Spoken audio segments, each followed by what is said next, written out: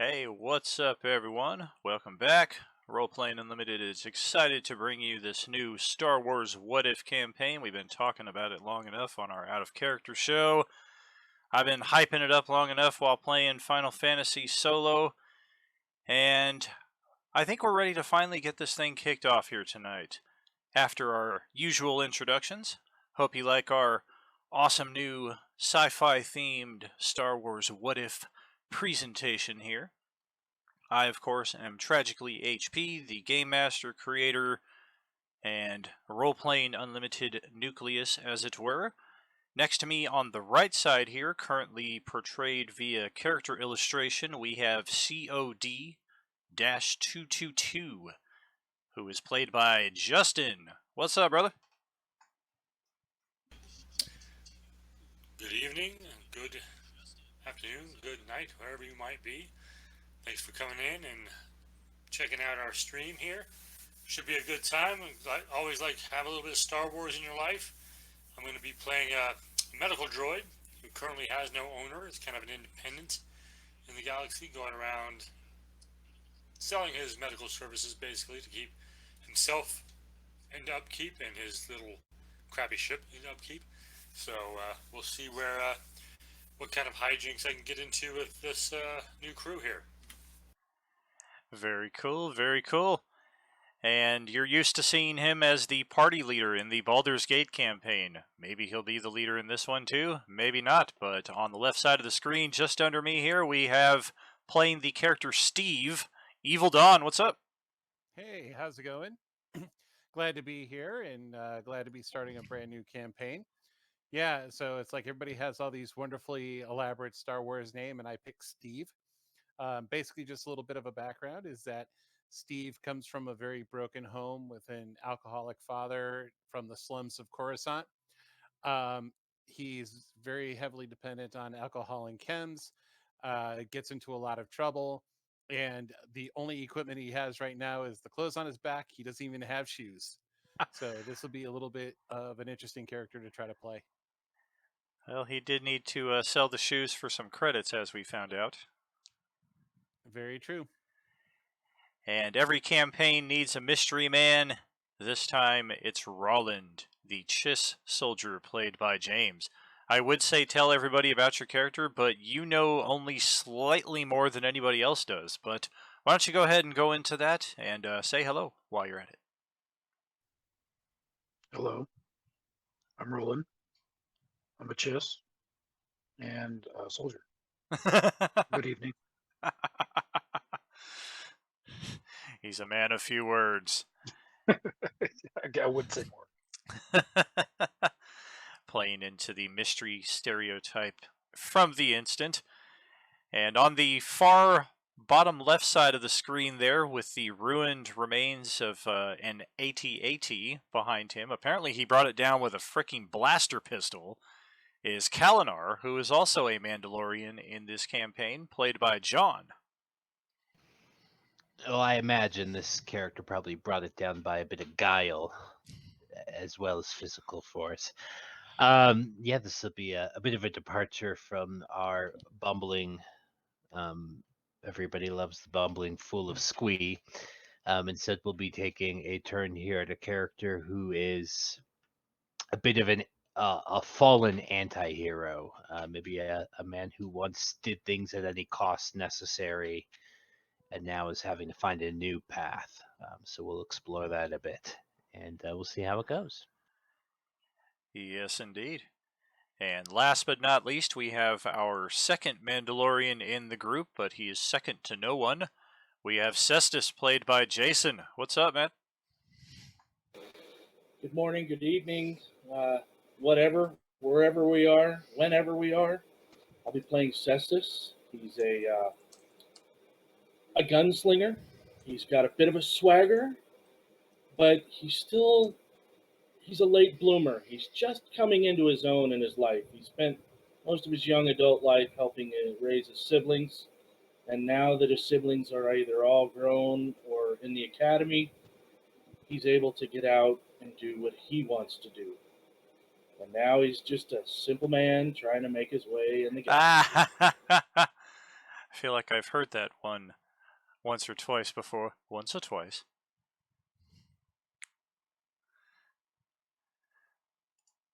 All right, we're going to go ahead and jump into the first part of the campaign here.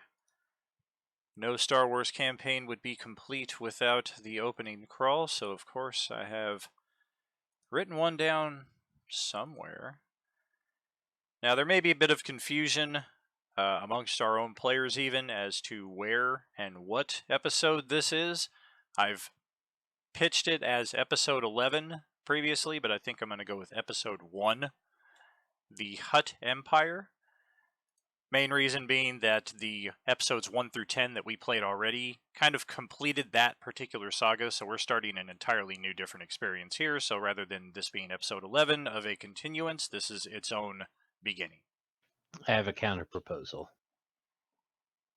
What if we started at episode 4? That's nonsense. Who would do such a thing?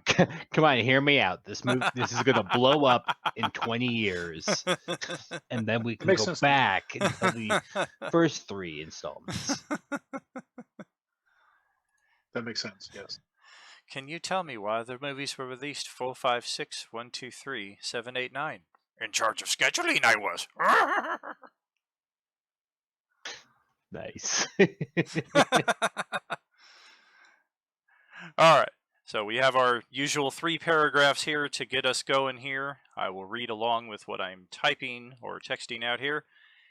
Episode 1, The Hutt Empire. A recent terrorist bombing has claimed the life of Mandalore's leader, with few survivors. With the Hutt Empire attacking and enslaving worlds at random, the people of the Mandalorian systems are desperate to instill a new leader.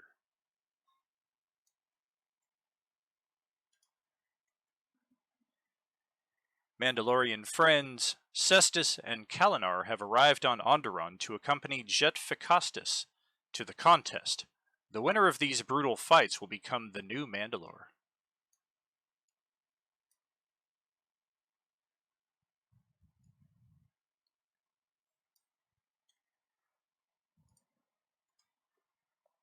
As blood spills in the fighting pits, the destinies of several notable beings begins to intertwine. Unexpected events in the galaxy are about to initiate a radical shift.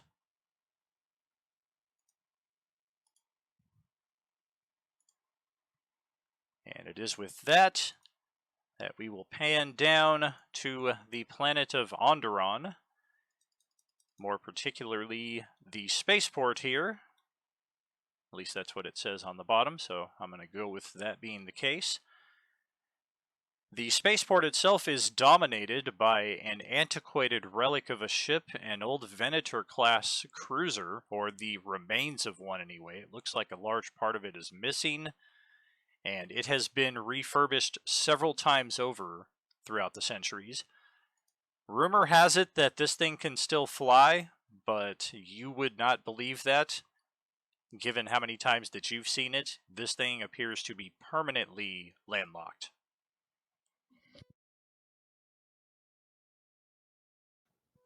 What a piece of junk.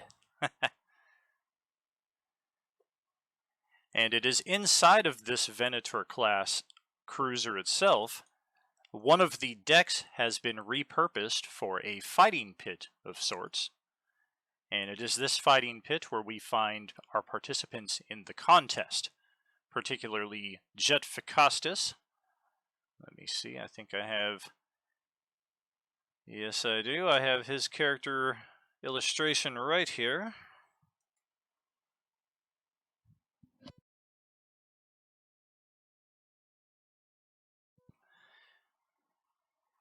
Pretty cool looking dude. Doesn't look like it appeared on the stream side of things, though. Did that pop up for you guys? No. Negative. I could see it. Very strange.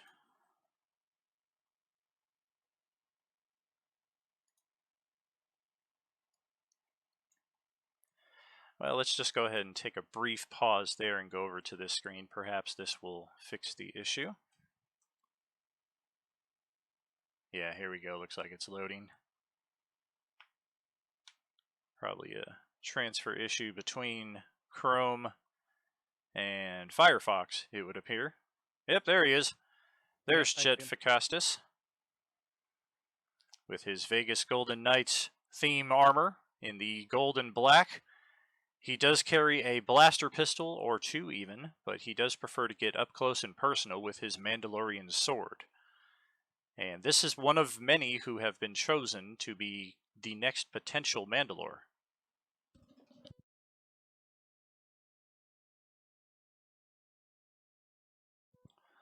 And I'm just going to go down the list here. Hopefully these don't all take forever and a day to load up. Oops.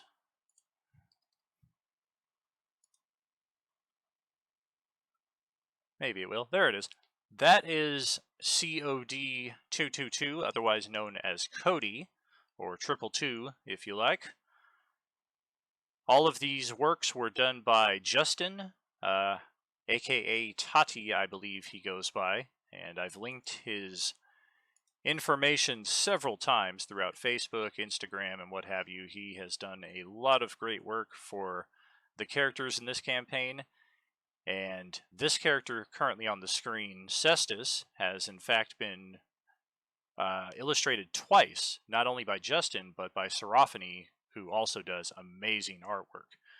We do have that copy somewhere on this page, but in this instance, it is the other version that we're using.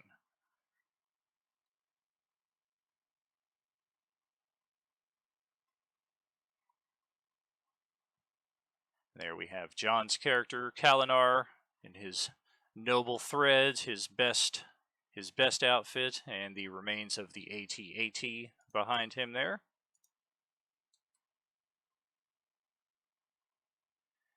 And there is Roland Lithrolindrano, our Chiss soldier, and that's all you need to know.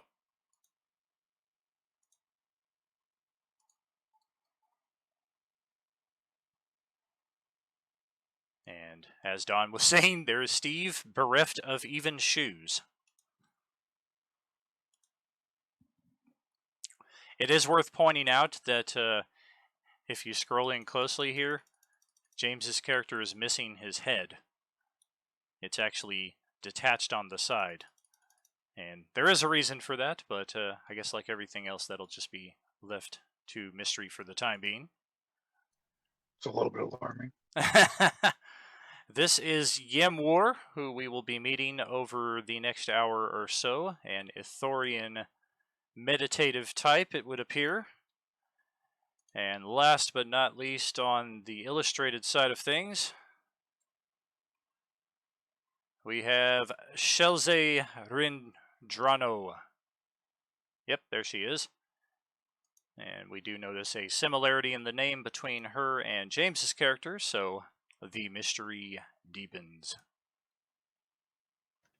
I mean, all Chiss are related. Everybody knows that. That's a lie. Not even remotely accurate. That's not right. I was told that. That was true. If you read it on the internet, it's incorrect. And this Alex Jones told me. and this game is so full of mystery. One of my force powers is listed as mystery parentheses DM's choice. So we'll see how that plays out. Interesting. I will clear up one mystery right now, however, and that is the detachable head of our Chiss soldier. The reason for that being is, as excellent as these tokens are, I mean, we just went through all of the character illustrations. We might as well take a second to look at the tokens themselves. There's a medical droid for Justin's character. And we also have a pretty cool looking Mandalorian here with a blaster carbine, looks like, to portray Jason's character. And the double pistol wearing suave looking guy here for John. We've got a lot of cool character tokens, but when it came to the Chiss, there was only one, and I'm sure we all can guess that, of course, it was Grand Admiral Thrawn. Thankfully, the guy that created the token pack made a separate Chiss head and a lot of bodies without a head, so that it wasn't obviously, oh, James is wearing the Grand Admiral white robes. So at least in this, I was able to kind of pick and choose two different things, but it is going to be a bit of a pain in the ass to move the token around, James. Oh man, yeah, I apologize. Oh, Yeah, it's not your fault. We can fix that. Just send me those files.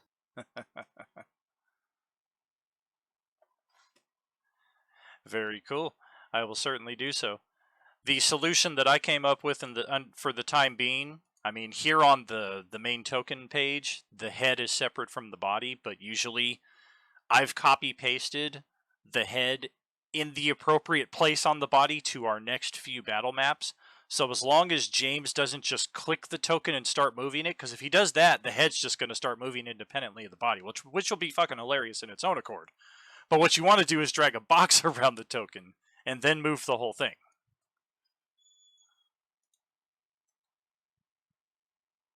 And here we have Jet Ficastus's token. Kind of a stormtrooper look to that right there. Wait, you skipped Steve. Oh, I showed him, but I didn't talk anything about him. There is Steve, who is, in this instance, actually does have shoes and a jacket, so this must be Steve on a good day. He actually has a weapon, too, and kind of looks suspiciously like a young Han Solo. He probably stole it. That's an old photo. All right, so now that that's taken care of, we've got our illustrations, we've got all of our maps and what have you, galaxy map, on spaceport, very cool.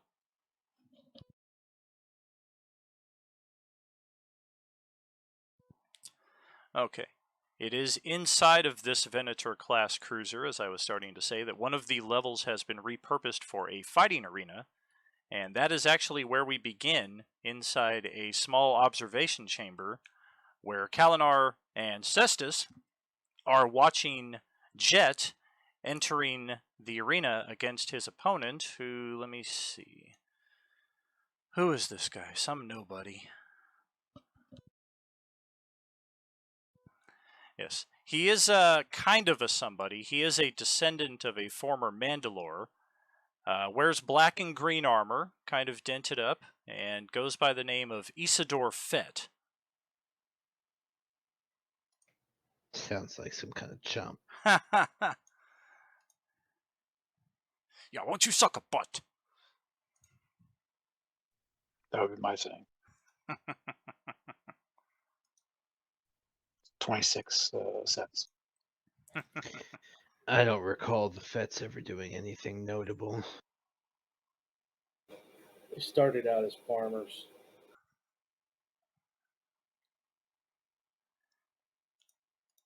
Well, as the two of you watch Jet and Fett enter the arena, the two of them instantly roll their initiative checks, and the battle is underway. True to his ancestry, Fett prefers a ranged approach. He's got a lot of weapons on his armor, as does any self-respecting Mandalorian. And he, likewise, both of them have jetpacks. So even though Fett seemingly has kind of an advantage, being able to use the ranged weapon and having the jetpack, Ficastus is very nimble in his armor, even with the jetpack, evading and juking all these blaster shots, and getting in very close and pressing Fett into a defensive mode in the first stage of the combat.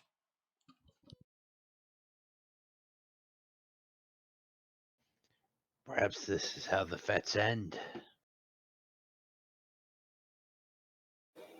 I don't know. I may be partial to our clan, but our house, but I got 10 credits on black and gold. I'd be a fool to take that bet. I am younger than you, but yeah. Let's wait and see what happens. You never know. Never underestimate your opponents. Well, Ficastus keeps Fett pressed in a defensive mode for a few moments before Fett manages to get a couple shots off that put Ficastus on the defensive for just a moment, gives him a little bit of space to break apart. And in a different area of this same fighting pit, observing the very same fight, probably with a different eye, or photoreceptor as the case would be, we have Cody, who is here seeking work in the tournament. He's heard of the recent contest to determine the new Mandalore, and he's been here for a couple of fights now, just enough time to earn a few credits. Let's start off with 500 credits, actually, for what you've done so far, helping people get back on their feet, Justin.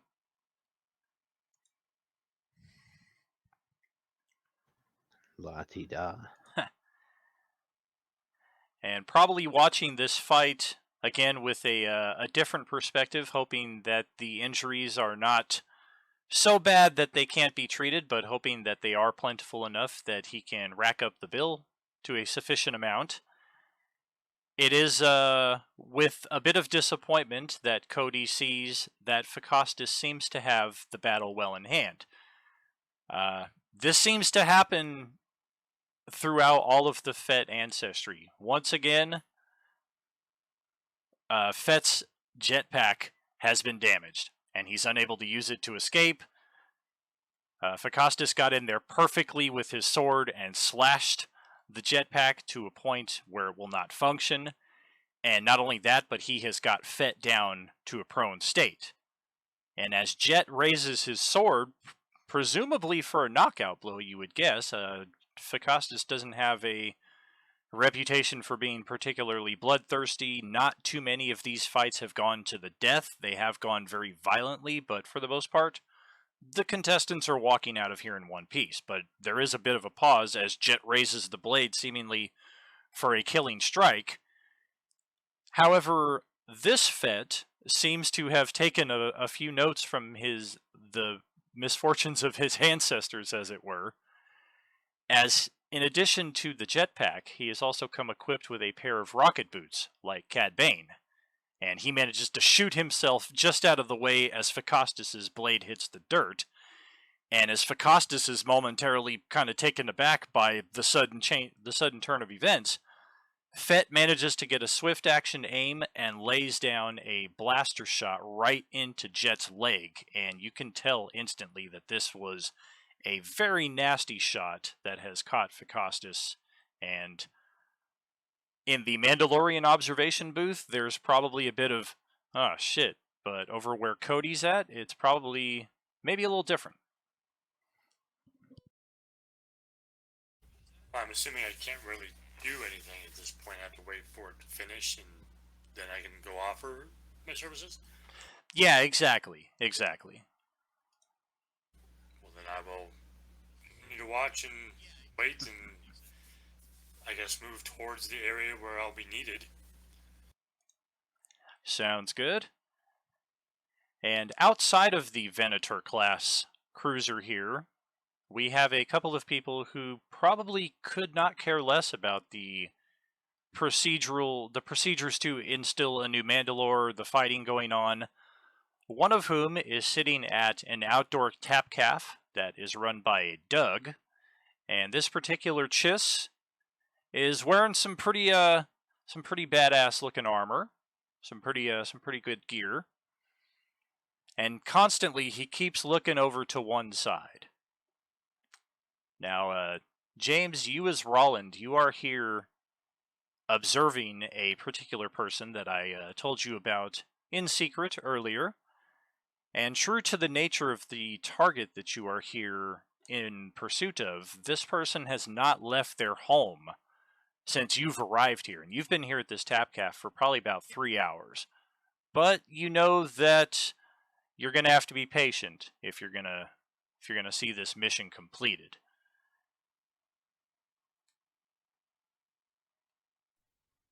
Well, based on that information, he would, just a layman that was watching, he'd be just appearing to watch the structure building, occasionally moving just not to, just draw attention. So he would move to different locations, sit maybe at a table, look, enjoy maybe a little drink if he had it, and go from there. Yeah, speaking of which, your cup is empty, and the Doug barkeep kind of ambles over to you. You need a refill on that? Yes.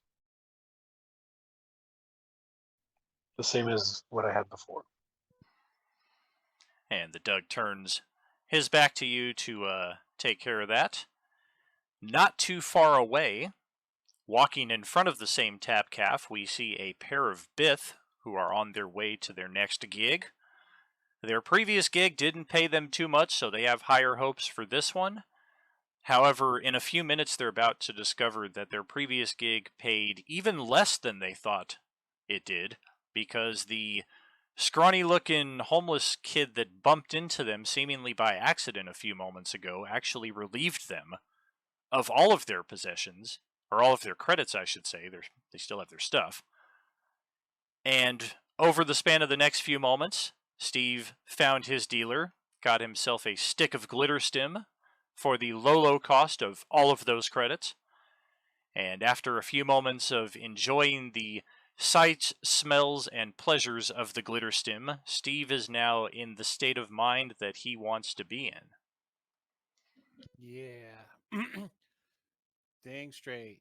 Oh, if I'm near that bar at all and I see the Mandalorian, the Chiss looking towards the building and not paying attention to his drink, I'm going to use move object to steal the cup of alcohol in front of him.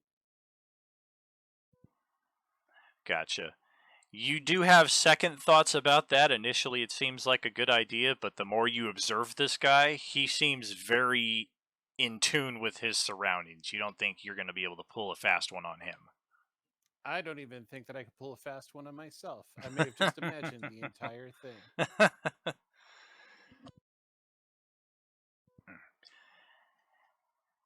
This And glitter stuff is cool.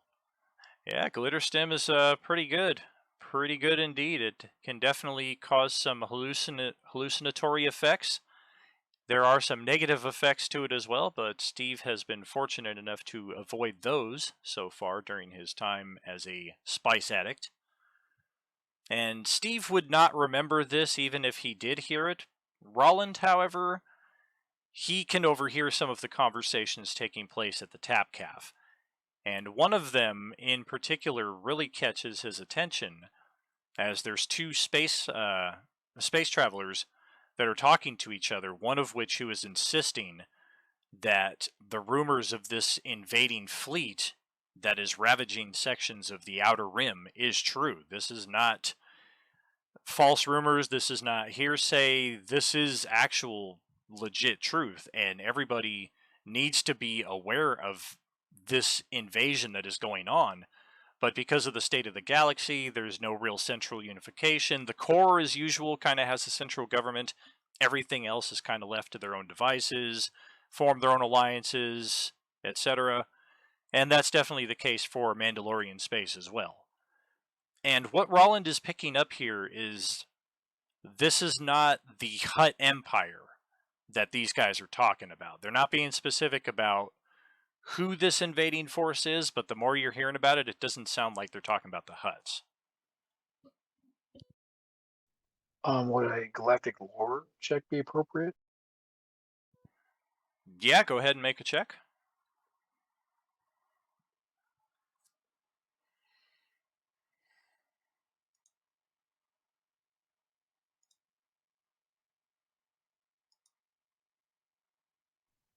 I think that popped up. I got it. Yeah, pretty good check on that. There are some recollections that are coming to your mind from the last time that you were back in Chiss space. Some of the exterior scouting forces you feel had their eyes on something to this effect. You were not a part of those forces, but you did hear occasional tidbits of information about it. You don't really know anything more specific than that, other than you can kind of corroborate what this guy is saying as, yeah, I think this is true. So it definitely seems like he's not making it up. It seems to him to be a very honest, true thing. That's how it would seem to you, yeah. Okay. I mean, Roland will definitely take note of it, not head over there, not try to get closer. It's not necessarily his focus, but it is good information to have. Very cool. Yeah, and Steve, while he's waving his arms and trying to fight off some imaginary womp rats, he has another hallucination for a moment as he sees these two IGHK looking hunter droids that are wandering the spaceport. And you kind of look at them, you're just like, I remember those guys. And then you go from that to, I hope I don't remember those guys, to, I think hopefully this is an illusion. Until eventually, as these two droids start making their way towards your position, you realize, oh shit, they're real, and they are coming after me. But before we delve into that, we're going back into the fighting pit, where Fakostas and Fett continue their duel. After taking a particularly nasty shot to the leg, now it is Fett who seems... Well, Fakostas took the shot to the leg, but now it is Fett who seems like he's going to relish this victory for a second. All right, this is the first victory. I've got more ahead of me, and I'm going to show off to the crowd a little bit. So he does a little twirl move with his blaster before he starts to level it at Fakostas. And during that brief second, Fakostas uses his blade to kind of prop himself back up. And almost, you can tell that the leg that was shot is almost useless to him. He can't put any weight on it. He's not able to get up on it. He's almost using the sword as a crutch. And he uses the sword almost as his busted leg to kind of propel himself into a jump kick, as both of his legs are propelled out and he catches Fett square in the chest. And it is a very impactful strike. You could tell this was coming down to the wire. Next shot was probably going to do it. It looks like Fett is down, but perhaps more importantly is the loud crack that can be heard, even you feel in the observation room where Cestus and Kalinar are. It should be clarified that you're not in a physical space where you're looking down on this battle. You're in your own little room and you've got like a hollow screen and you're watching the battle taking place 100 yards away or something like that. So even though you're inside this solid room, you hear this loud crack. And you're like, oh my god, it probably was coming through the hollow screen, but you have this impression that you could hear it from inside the arena itself. Yeah, that's gonna hurt.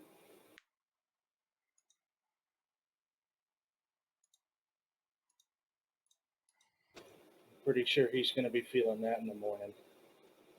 Back there or not.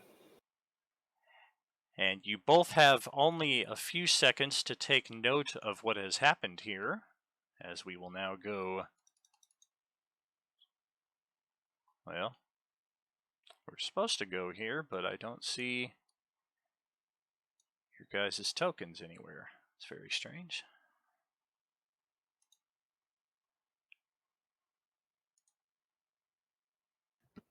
I'm the only one who needs to be here.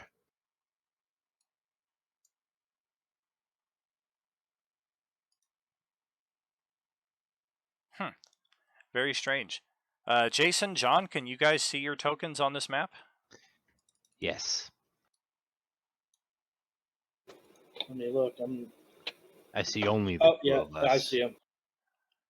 Okay, let me get a reload here for our streaming page then, because it's not showing you guys for whatever reason on the map I'm using to stream. It's just showing a dark room. Huh, very strange.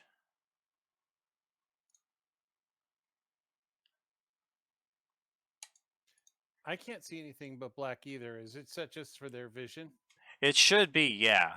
Only the two of them should see. It's just a small room that's the observation room that they are currently watching from. Yeah, I'm just seeing like a black rectangle, pretty much. Yeah, that's what everybody should be seeing except for the two guys. That's very strange. Let me see. I think I know what I have to do. That's what it is. Yep. Cestus, Kalinar.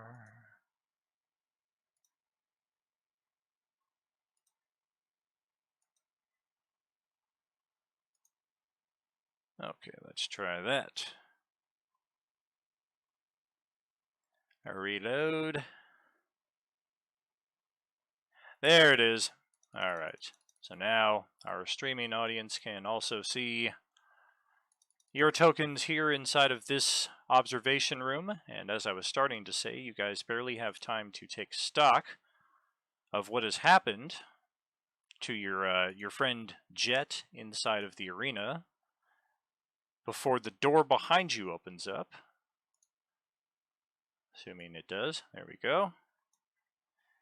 And looks like we've got a few alien scum here, a couple humans as well. And they have their blaster pistols drawn, and there's no hesitation. Like, this door opens up, and they're charging in, shooting at the both of you. So they're each going to get a shot before we roll official initiative here.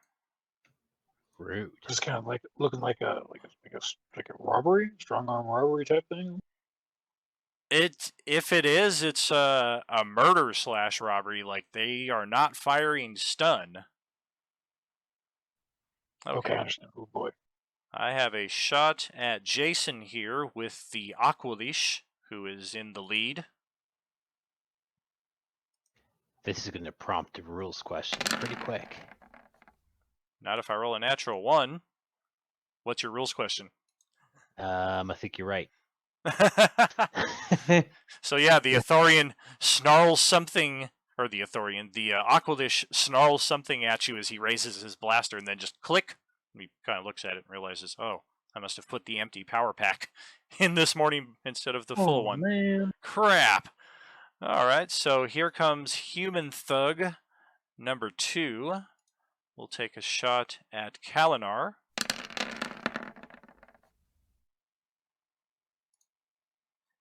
And in fact, you do have a pretty large chair in between you and him that's going to give you a cover bonus. So you see this bolt coming straight at you, but it actually ricochets off the back of the chair, giving you the cover bonus. Hooray. And the last one will also take a shot at Kalinar. And even, well, you definitely have the cover bonus as well, but you did not need it. 3 shots go nowhere. Let's go ahead and get initiative from James and John. Make sure to select your tokens before rolling the initiative. Jason? Yeah, Jason and John. Good said, Jake. Oh, did I? Oops. Well, it's the problem when there's 4 J guys in the same group. Hey, don't Yeah, include me with that. I didn't see it either. Yeah, us D guys having all the luck. Team D for the win, man. That could be taken one way, but I'm not gonna go there. Yeah, you remember that thing I was worried about, the dice not fitting the character I wanted to make? Yeah, it's seems to be coming true.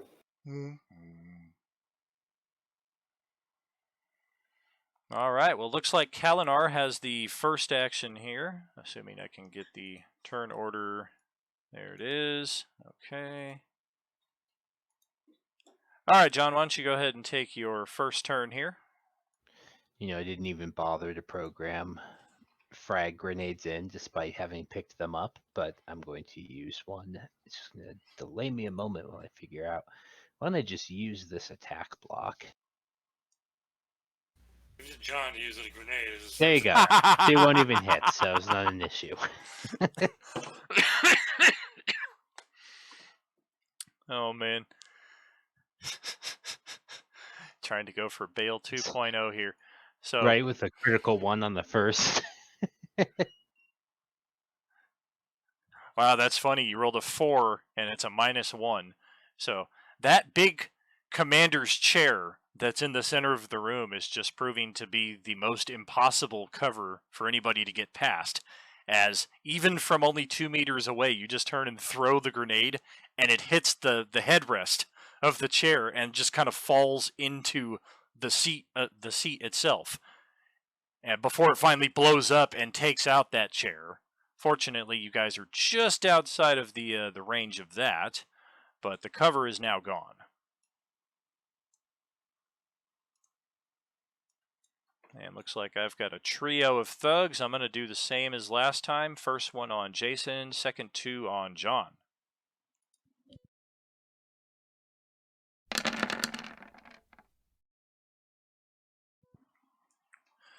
Nothing doing on that one. That shot will actually shoot right into the hollow screen controls, taking out your viewpoint of the battle itself. So you don't know how your buddy is doing now. Hey, And then I will take a shot at Kalinar. you shot the TV. Oh, man. And looks like I'm just shooting the remains of the TV now. Bunch of stormtroopers. Yeah, exactly. Oh, there it is. Hit him, Jason. That's on you, John.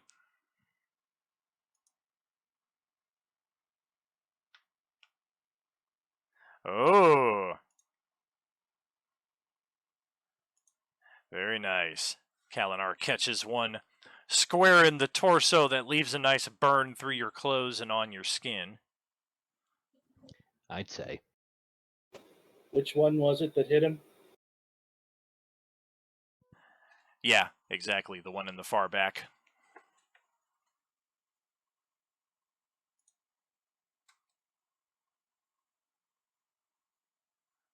Looks kind of like Jin. Kind of does.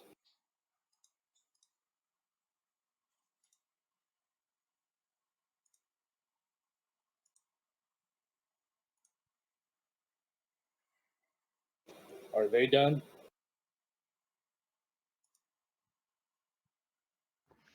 I have an ability that gives you a free attack on them. Oh, awesome. So I can take an attack right now on that one? Yeah, exactly. Yeah. And then after that, it will be your turn.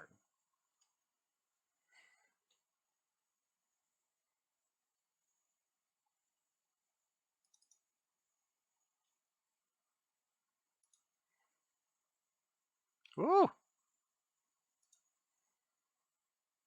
Well, that's how it's done. Yes, indeed. She just goes down with a little whimper of, and that's the end of that particular thug. Let's see what Cestus has for his actual turn now.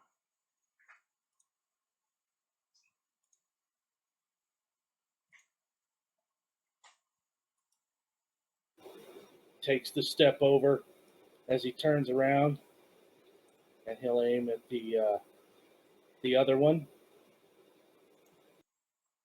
Okay.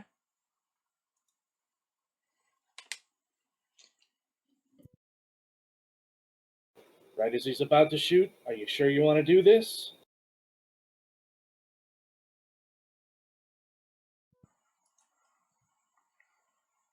He kind of stomps on the ground as he shoots, as if he's trying to intimidate him.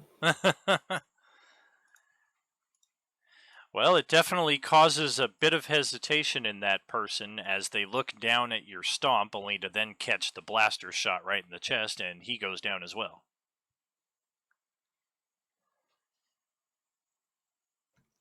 I'm laughing at the idea that a stomp would be scarier than a blaster shot. Well, let's see what you have in store to scare this last guy. And as he after he takes his shot, he kind of twirls his pistol, puts it back away. You want to try?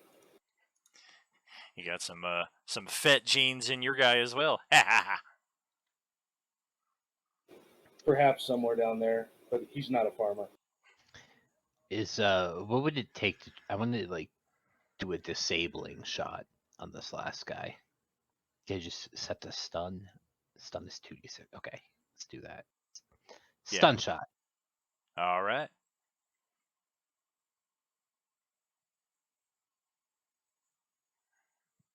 All right. Well, that will hit. Go ahead and roll. Oh, you did roll 2d6 for the stun. Very good. Didn't seem to affect him very much at all. However, as the thug's turn comes up, he starts taking a few steps back. But he is going to take another shot at you there, Kalinar. You bastard. Oh, close one. Burns another hole in the wall, and I will end my turn in that spot. I do not have the running attack feat, I believe it is. So let's go ahead and see Cestus's next turn. All right, with that, Cestus is going to take a few steps forward to make sure that he gets in between the shooter and he's going to do his quick draw on him and take him out.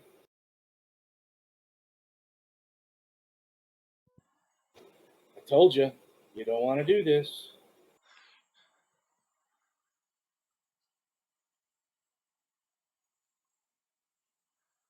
Oh, damn. And that will end that one.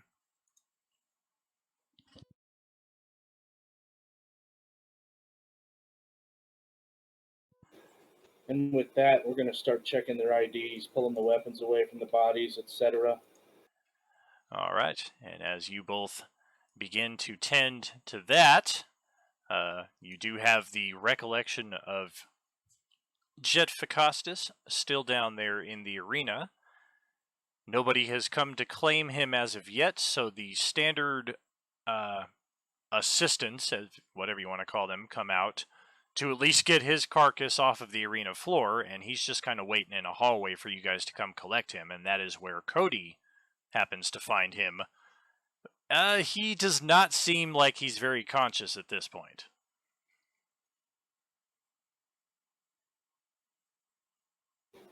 Kalinar, can you get security up here to help with this and see if we can get somebody down there on the battlefield for meds? You said this is where Cody also finds us? Like, is there a visible medical droid here? No, not you guys. So Ficastus has been pulled off of the arena floor, and he's kind of waiting in a different area for you guys to come collect him. While he's waiting there, you guys are fighting this battle. And while that is also happening, Cody has approached the unconscious Ficastus. Yeah, we can't see any of that because our screen's gone. Last time we saw, he was still laying on the battlefield. Exactly.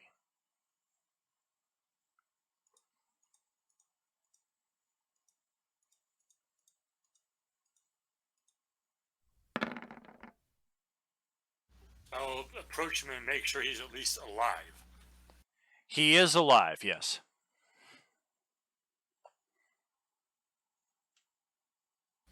But you said he's unconscious? Correct, yeah.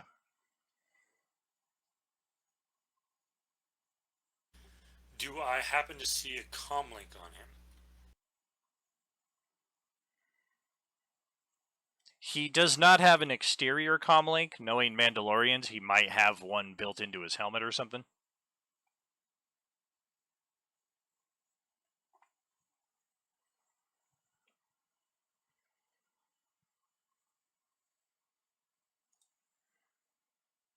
Okay. I'm just going to lean over and be like, Sir, if you have colleagues you need to call, you should do so. Wake up. Wake up. He just kind of groans. Leg is blasted leg. Yes, it is indeed a grievous injury. I can repair it, but my services are not free, for med packs do cost money. And with that, he falls unconscious. And as you are awaiting what to do with this guy next, back outside, fresh in his state of delirium and spotting the hunter-killer droids closing on his position, what is Stevie's response? Stevie's going to find a place to hide.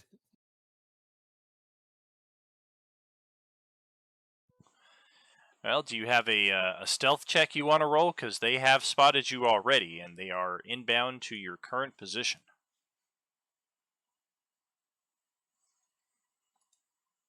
I'm going to try to lose myself into a crowd, such as at a pub or a bar.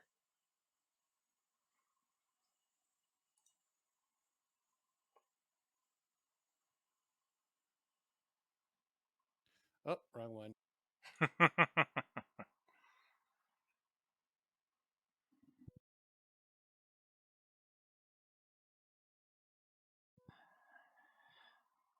All right. And as you begin trying to find a hiding spot from these guys, you don't really even begin to make the attempt of stealth before one of them launches an attack with a blaster rifle.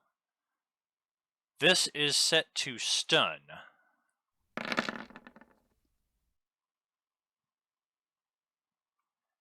So we're actually just going to drop the last die result because it's only 2 die 8 for the stun, so it's 8 damage instead of 17. Oh, good. And stun damage works in that you only take half of it as real damage. So you're taking 4 damage. But then assuming the 8 is enough to do it, well, assuming the 8 is enough to do anything, which it is not, you would have possibly suffered some stun condition. But they did at least shoot you.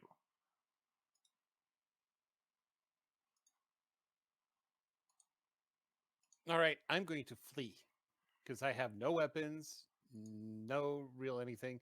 So I'm going to just pick a direction and run. All right, that is a good idea as the light repeating blaster starts tearing holes through the alleyway that you were just standing at. Nearby at the tap calf, Roland thinks he hears some blaster fire out nearby, but that's not entirely unusual for the Onderon spaceport. And plus, it doesn't seem to have anything to do with your current mission. The door you're looking at has not opened, so I don't know that this is really going to influence you one way or the other. I'm assuming I've already looked around the building. This is really the only one way in, one way out, at least to this little room. Correct. Well, then he'll note the blaster fire. He'll kind of look maybe briefly in that direction just to make sure it's not like, you know, tracers flying in the sky or anything coming towards him, because that's not good. And he would find some type of better cover concealment. So otherwise, he'll look and then go right back to observing the structure. Gotcha. You're pretty sure that this has nothing to do with you. None of the shots, even on an errant level, come anywhere near the tap calf. You do catch a glimpse of one of the hunter-killer droids, so you kind of piece together, oh, okay, so there's bounty hunter droids here, essentially, so whatever, they're not here for me. Yeah, he might like maybe shift to another chair just on the other side of the table, just to face in that direction, so he's not getting surprised by something. But otherwise, he's gonna sit right there and sip on some of his scissor or whatever freak he's drinking. It's a calamari cognac. With his pinky out, he'll sip some. Get yourself some blue milk. So my Some flight is going to spatchka. be super erratic because I have no idea where I am. This is the first time I've ever been to this spaceport, and still trying to figure out how the hell they found me here. Yes, indeed. It's like a 1 in a million shot. If you have any idea how to build odds at all, you would guess like this would be the last place they would think to find you. And sure enough, you've been here like an hour, and it's like, holy crap, there they are. And they are very fast as well, and because there's 2 of them, there's more than one occasion where you're running away from them, and then one of them kind of comes at you from the side, forcing you to divert in a different direction. Fortunately, you have enough cover and unbeguiling meat shields between you and them, one of whom takes a shot in the butt for your benefit. And Steve just kind of gets a brief grin as he realizes that could have been him, but it's not, and he continues running away. That is correct. And back in the fighting arena, we have collected 1,000 credits from each of the fallen thugs. They do not have IDs on them, they do not have armor. They each had a blaster pistol, one of which was empty when the guy came in here, apparently. So, if you want to add that gear onto your sheet, feel free to do so. Otherwise, I would think your more pressing thing would also be the current condition of your buddy. There's ammo, so I'll just collect the clips, whatever I can for the blaster pistol. Yeah, 2 of the power packs or whatever it is, whatever the terminology is for this system. Cestus looks back at Kalinar. Are you going to be okay here by yourself? I got to get down to the field. The hell makes you think I'm staying here? Let's go. All right, let's get out of here. Hey, come on. And we'll both head down towards the field to take care of our potential Mandalore.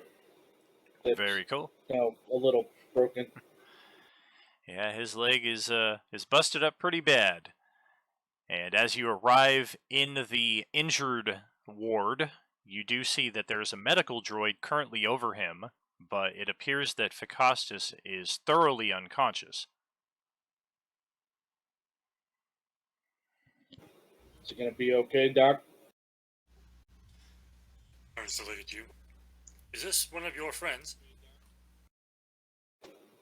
Yeah. Is he going to be okay? He has suffered quite an injury to his leg. Unfortunately, he is unconscious and can therefore not give me positive consent to perform a medical treatment on... I give you consent. You can treat him. Here, how much is it going to cost? I will tell you in a moment. I begin treating him.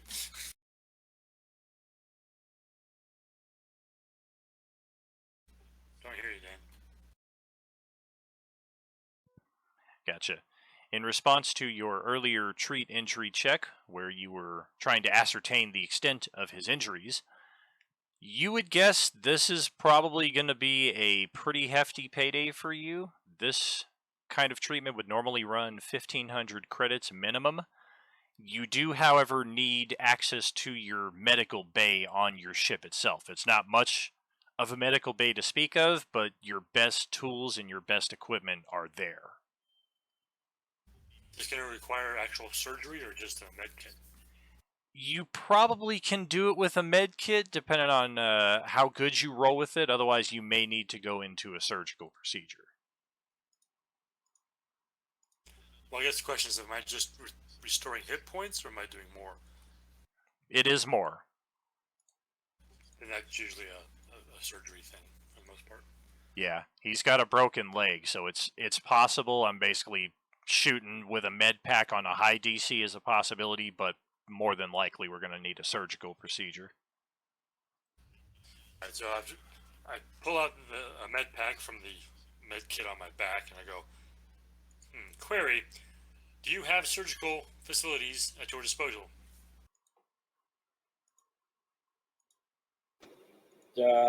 Not necessarily here, but what do you need? It is possible I can mend this broken leg with the med pack I have in my hand, but it might be better to take him back to my ship, which has a medical bay, and I can perform actual surgery upon him. That's the future Mandalore you got right there, droid. You do what you need to. Dan, did he win the fight?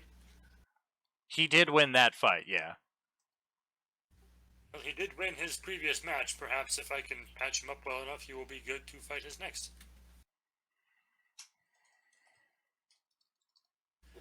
Well, let's just get it done. Treat now what you need to treat now, and we'll get him to your med bay. Very well. It will add to the cost if I use a med pack now. Stop whinging Better? about costs. Just do it. Very well. Why do droids always quit? You're supposed to follow orders. Just do it. Odd sense of protocol.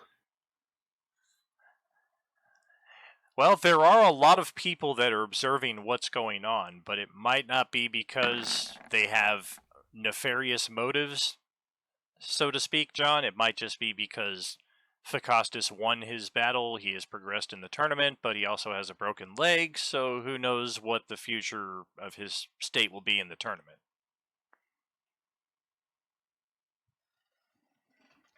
I'll just do Oh, my sure. best to try to cover what's going on with my body. Just try to obscure as best I can. Gotcha. All right. So you do have him at least in a better state of sedation to where you'll be able to hopefully get his legs set back aboard your ship. And that would be your next destination. Let's make sure we have his sword and all of his equipment. We don't want any of that left behind.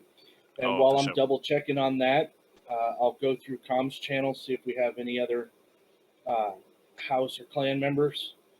We need to get to that room and clean that mess up. So in case he is down hit points, that would have healed him. See, I was 9 over, so 18 hit points. Okay. Seems to have brought him maybe about a third of his total. He was down almost completely in hit points. Is it possible to? Was he stabbed?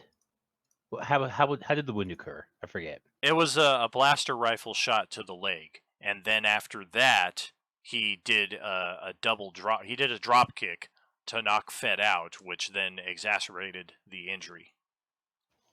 Gotcha. Okay.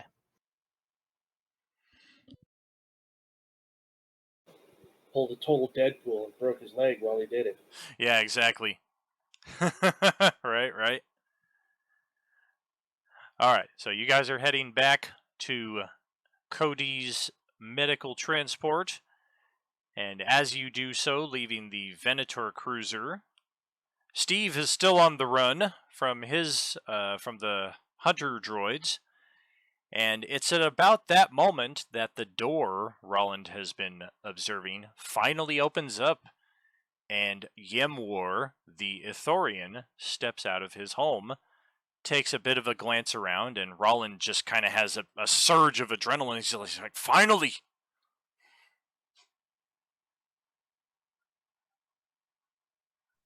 Yeah, as soon as he sees him, he kind of looks past him into the room just to make sure there's no, we know he's behind him and whatnot. You don't see anybody else in the room with him, but as you are observing in his general direction, he instantly turns and locks eyes with you, and you can see his eyes kind of widen as he then turns and starts running away from your position. Then he would, and I would, follow suit. All right. And as you begin to chase after Yemwar, you note a short distance away to the south here, actually outside of the gates, the public landing docks here. We don't have any ships currently on them, but we can imagine Justin and your ship are currently occupying 2 of these landing zones. You see the landing ramp of your ship, James, lowering.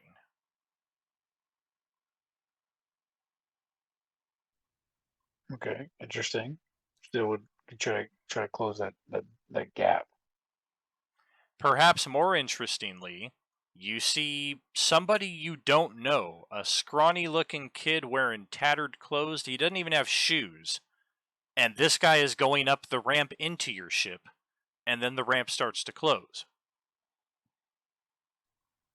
Okay, I'm assuming I have some type of control device or something, keys essentially, in a sense, to access the ship.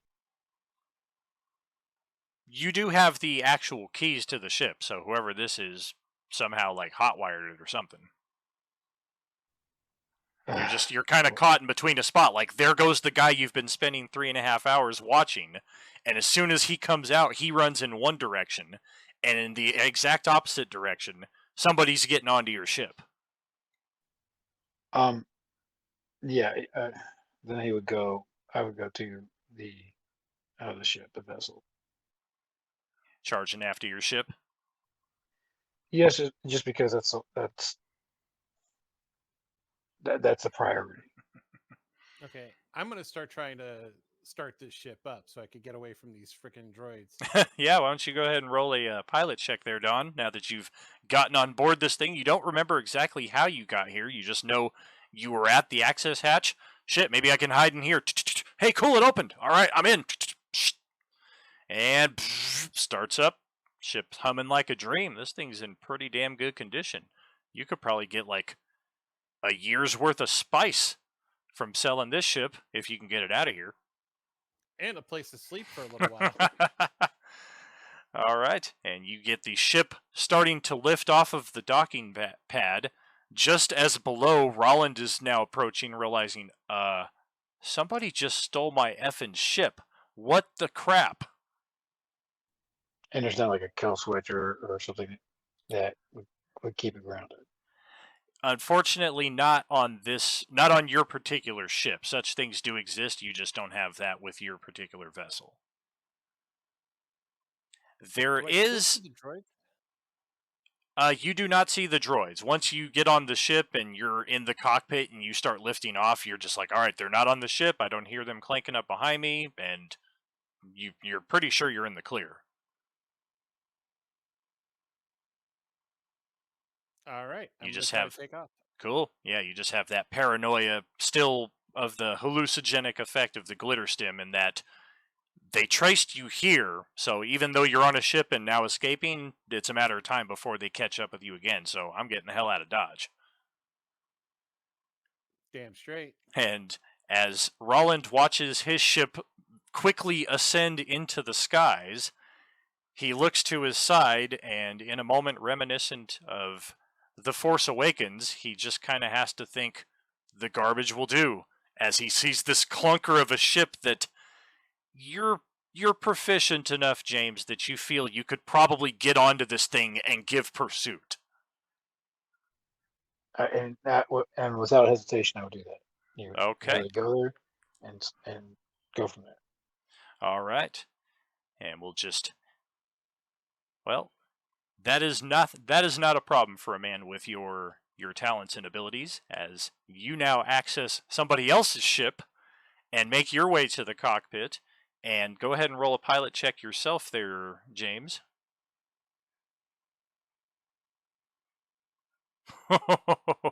Yeah, you are flipping switches in the perfect order, getting this thing working better than she's running years.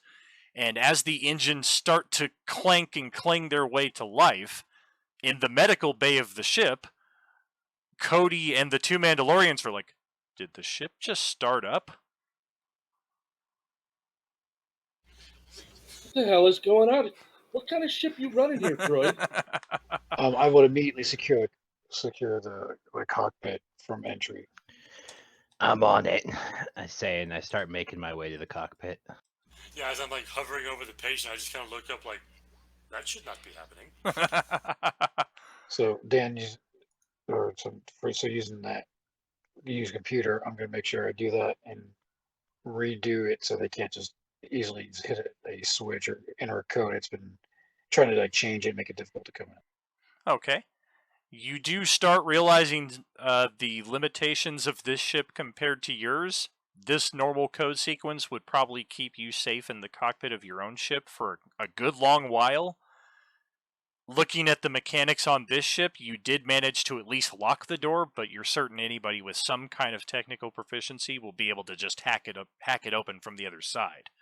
But you've at least created a roadblock, a temporary one at least. Right, and then I would once I've done that, continue on, go after it. All right, and there we go. Should I roll another treat injuries if I'm doing surgery at this point, or what do you want to do? Yeah, let's go ahead and get another one of those.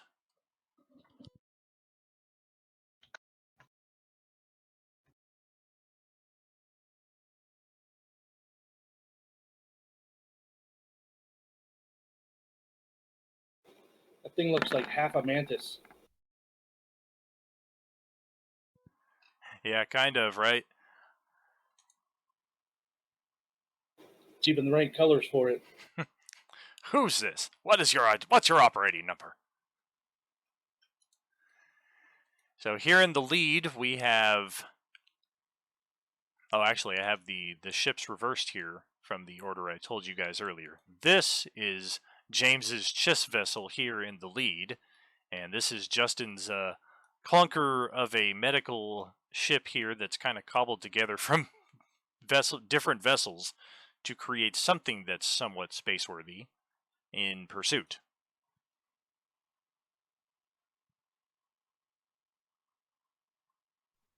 What are there weapons? Well, we are going to get into that here in just a moment. It's a couple minutes before our usual break, but before we get into this next scene, go ahead and catch our breaths for a moment and take a 15-20, take a walk, grab a coffee, what have you, and we will pick it up from this spot after the break. Before we gotta Stupid murder commercials. somebody. Will do. Commercials always come right before those big battles. Damn it. Hope you're enjoying it so far. A lot of fun, folks.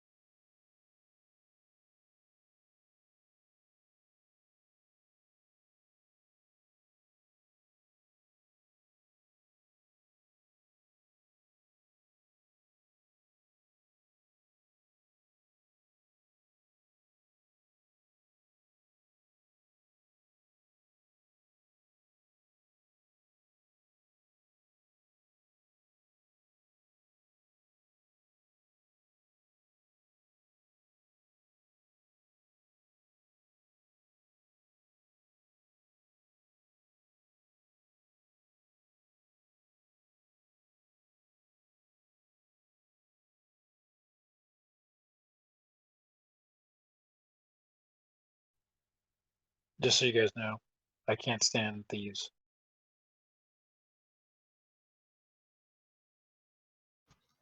Can't stand thieves.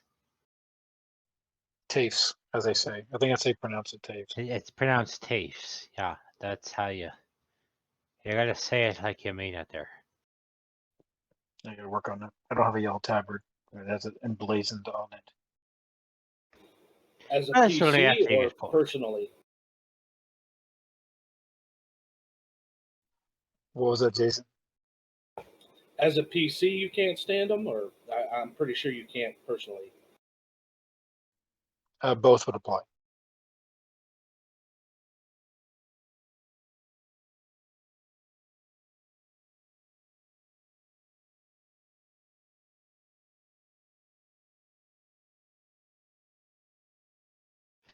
So I mean, does this mean that you justify thievery with more thievery? Yes, absolutely.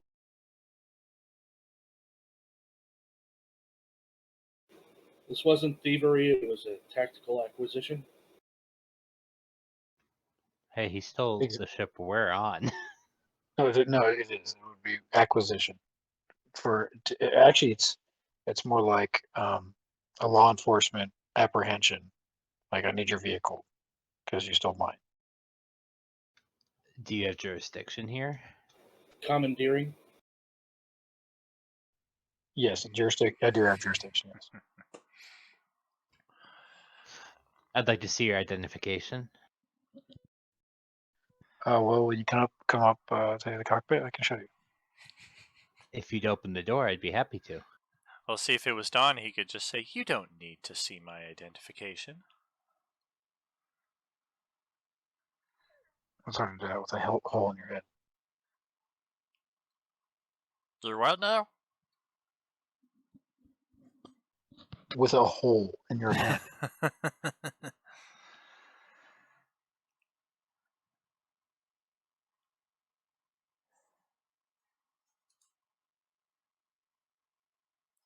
Oh, now I've taken Cody off of the live stream just in time for us to see Justin way the heck over here on his video, just like, "Yo, everybody, what's up?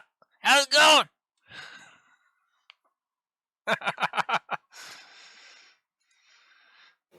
Justin, were you doing your Kilroy again?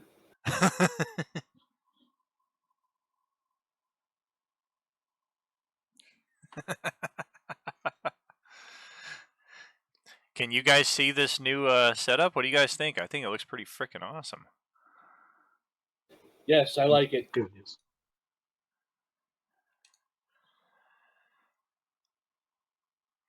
Yeah, simple animation, but it really adds a nice layer to everything. And just the Beskar plates on the back of our map and chat logs, I thought were a cool touch.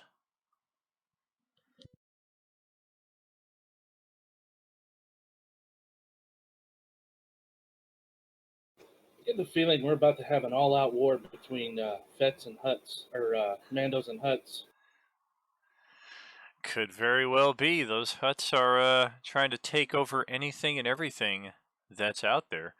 They lost a lot during the Yuuzhan Vong conflict and the Darth Nihilus invasion, but Hutts are kind of like cockroaches in a sense. Like, they will survive all of it, and largely because they just take, even after they survive, they just thrive by then taking everything from everybody else. If I encounter one, I'm just going to put a big ring of salt around it.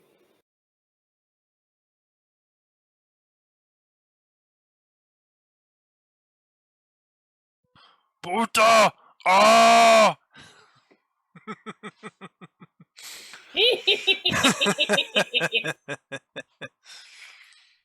Salacious. Little crumb of a thing. Seeing that thing on the spit in Mandalorian was hilarious. And halfway heartbreaking too. I was like, wow, that's hilarious, but also when you see the one that's living looking at it, you're like, oh. It's pretty dark considering that, like, you suppose it's sentient. Yeah, Yeah, that's the impression I always got, even when Jabba had one, especially when Hondo had one with his little red pepper tomato salacious. Well, Star Wars has never I- backed down from cannibalism, so. Yeah, these poor eggs. Wow. I must be hallucinating really bad to see that hunk of junk following me. Yeah, I feel like that's easily 5 different starships pieced together just to have that thing flying. I can't figure out if it's actually facing forward or backward. Man, do you have any idea how long? I mean, look at the simplicity of this map. It's a star backdrop and 2 tokens for ships. And I must have stared at it for at least 20 minutes, just like, is that the right way? And then I turned it. No, that doesn't look right. I'm going to turn it back. I don't know, man. I'd almost say turn it sideways, so like the widest part is the front. Right? Ultimately, I just settled on. Let's see here if I can bring this up. That segment that's off to the left, it just looks like a bunch of engine exhaust, or it looks like there's more engine exhausts on that side of the ship than the other one, which was ultimately what decided it for me. Yeah, I can totally see that. It's like, is this the cock? Yeah. Well, what we do know is that James is at the helm of the crap ship, chasing his much better ship in space. To his credit, he is able to gain some lost ground, largely through the difference in piloting checks, as you basically just take the shorter path to this point in space. And you think you've got, you're looking down, okay, here's my attack options. I've got blasters, and it looks like I've got, you're not sure what the hell this is, but you think it's a weapon. So you've got blasters or question mark. And then for Don's part, you're just trying to frickin' get the hell out of here as fast as you can, and you don't even necessarily know at this point that somebody's pursuing you, because there's no automatic alerts that are going off on the ship that you've stolen. Well, and even then, if I did see it, I probably would have thought I was hallucinating it anyway.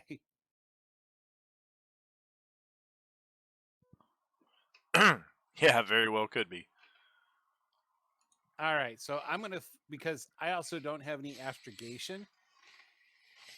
So I have no idea where I'm going. I don't even know where I was, to be honest. Right? I just hopped on a star freighter that was heading somewhere. Yeah, exactly. So I don't know where I'm coming from. I don't know where I'm heading to. All I know is that now I'm flying in space with this ship. Yeah, exactly. Once you get a sufficient distance away and the glitter stem starts to wear off, maybe then you'll be cognizant enough to be, okay, well, here's the astrocomputer, and start putting it together. Okay, I know this planet, I know this planet, I don't know these 90 planets here. Make your decision based off of that, but for the time being, you're still just like, maybe these droids are right behind me, for all I know. I'm going to put it on autopilot because I didn't see them get into a ship or anything. So I'm going to put this like on an autopilot or just let it go straight. And I'm going to raid the galley because I haven't really eaten anything in days either. Gotcha. Okay, so go ahead and roll a computer use, or a pilot check, I should say, as you just to kind of learn the controls of this ship a little better. And James, in your case, what are we thinking? Do you want to use blasters or question mark? As it's my like own property, I would do the latter. You're gonna fire the unknown weapon. That's the nuclear missile. Well, yes, unless I can do a quick check and try to or diagnostic something like that. Yeah, you can certainly do a pilot check to see if you can figure out these controls a little better. In Steve's case, yep, that's the autopilot right there. Click, okay. And let's see about raiding the galley. Where the hell might that be? And you just kind of wander further into the ship. Would like a mechanical skill be more appropriate for that type of assessment or study? I would say if you're trying to fix something or studying something that's more in the engine room, but since you're studying the cockpit and the navigation instruments, I tend to lean more towards pilot. Okay. I think I just sent that to you or put that up. Yep, 17 on the results. You're kind of, man, none of the instruments here are giving you any indication what this mystery weapon might be. You're not even positive it's a weapon, but you're like 95% certain just based on the placement of it. But this whole ship is designed very strange. I'm in. Right? And somebody's knocking on the cockpit door there behind you. John, do you have any skills to try to mechanically bypass that or try to barge your way through? I mean, I guess I want to start by confirming there's no response. Hey, what's up, Val? Thank you so much for the donation there to Roleplaying Unlimited, brother. You rock, man. Thank you.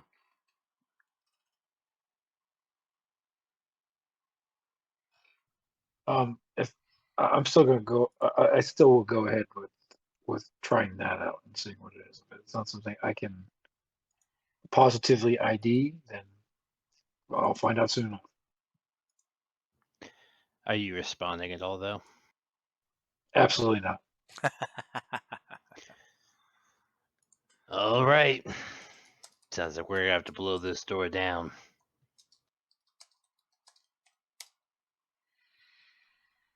Is there a door to the outside in that area that they happen to be in or nearby?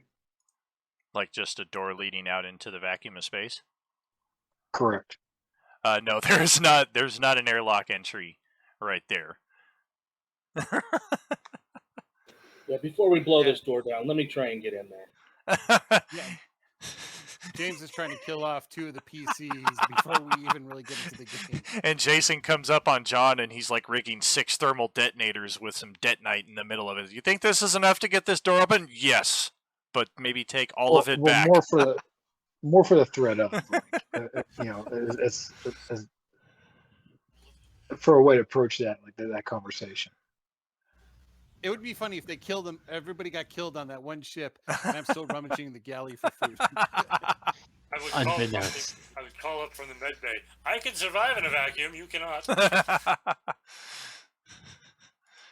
You'll all die. Just do your surgery. We'll get in. Dan, which role do you want from me? Computer use, mechanics, what? Let's do a computer use, please.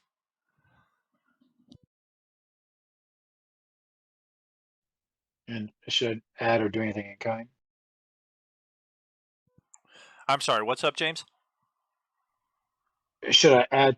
I guess do something to counter that. Do I need to enter something to counter that? No, because you're piloting and focusing more on that right now, unless you're like, unless you're each on opposite sides of the door, like open, close, then you're not physically present there to contest him, so to speak. But you did set the door to be locked, forcing him to at least roll this check. Gotcha. All right. And as the door begins to open, James, what are you doing with your weapon situation? Or are you just abandoning the station there to focus on what's coming up behind you now? He would, I think, draw it his sidearm and have it trained towards a door. I mean, he's still trying to focus on the piloting, but if somebody's coming in, he's going to at least draw down on the person. Okay. Well, if there's anything you're positive of, it's that the person that stole your ship does not know you're behind them. So if ever there was a time to get a disabling shot or whatever on whoever stole your ship, you're not going to find a better time than right now. That's not to dismiss what's going on behind you in your own cockpit here. But if you want to have a chance at stopping the guy in front of you, you're kind of feeling like it's now or never. Because once these guys come in behind you, if the guy in ahead of you gets wind of you, then he's got all the time in the world to get away. Okay, with knowing that, then he would definitely, focused. Like he had the weapon trained, but he's like, wait, if I got to take the shot now, and he'll go and try to disable the engine. So at least this guy can jump to hyperspace or evade him further. Okay, so are we using the blasters or the mystery weapon? I'm gonna go with the mystery weapon. All right, go ahead, roll a d20.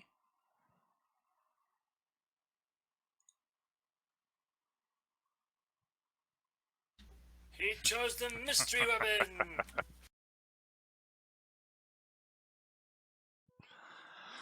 All right. Well, you're a bit disappointed as you don't see a missile or any kind of energy expulsion come from this rickety thing that you're piloting. The cockpit door opens up behind you just as the entire ship lurches violently back, and the two Mandalorians that are starting to enter the cockpit are instantly tossed onto their ass momentarily as they are just not prepared for the ship to be. James, you're only still seated by the fact that you're seated. Otherwise, you're pretty sure you would be spilling out the back of the cockpit with these two guys. Things might be getting a little bad over in the med bay because you're in the middle of a surgical procedure when all of a sudden the damn ship rocks violently. But as things start to settle, and that's kind of a loose term because the ship is rocking violently, as you realize that the mystery weapon is a tractor beam. And you've now locked on to your much stronger ship, and it's just pulling you along like an aluminum can behind a frickin' four-wheel, or behind a four-wheeler.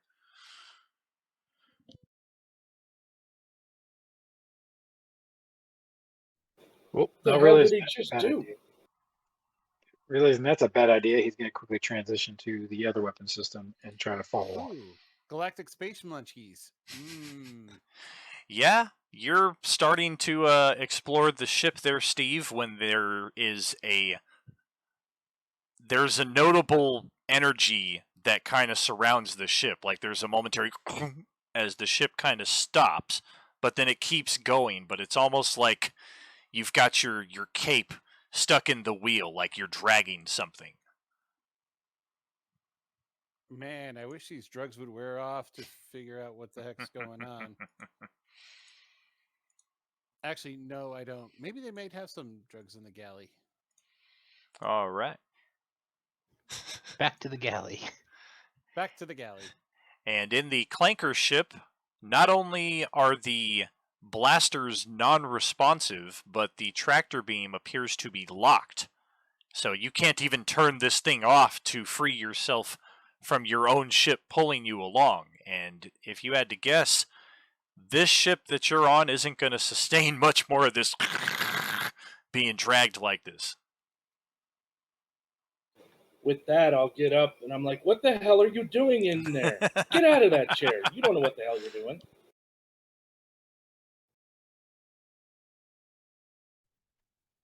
You saying it to me? Yeah. You talking to me? It'd behoove you to shut up and let me focus on what I'm doing. I'd rather just use a kind word rather than a kind word and a pistol. So please get out of that chair and let me fix this. I'm gonna Understand. poke my blaster right behind him in the cockpit, and then just be like, "At ease." Are they? I'm assuming they're standing next to me or whatever. Correct. Yeah, the rocking back is only a momentary thing before the ship kind of settles into a state of now it's just being slowly pulled apart.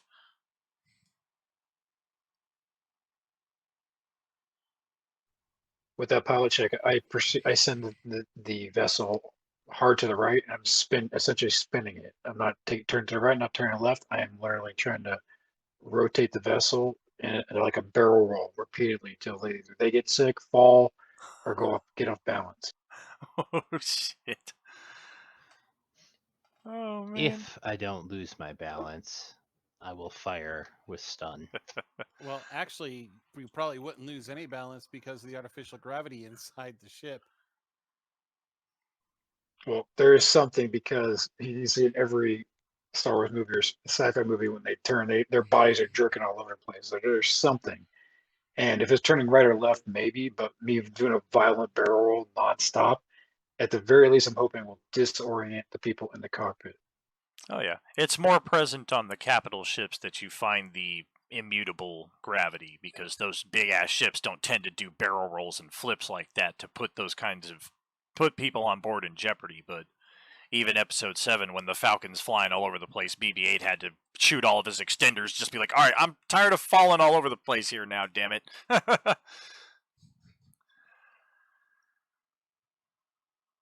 All right, If it has an so effect, then let me know. That does bring into question how maneuverable is a ship to perform that. that's a big part of it as well. Like, he tries to jerk it in such a fashion, but it doesn't respond immediately in the sense that he's used to. Obviously, he flies his own ship, which is a lot more responsive.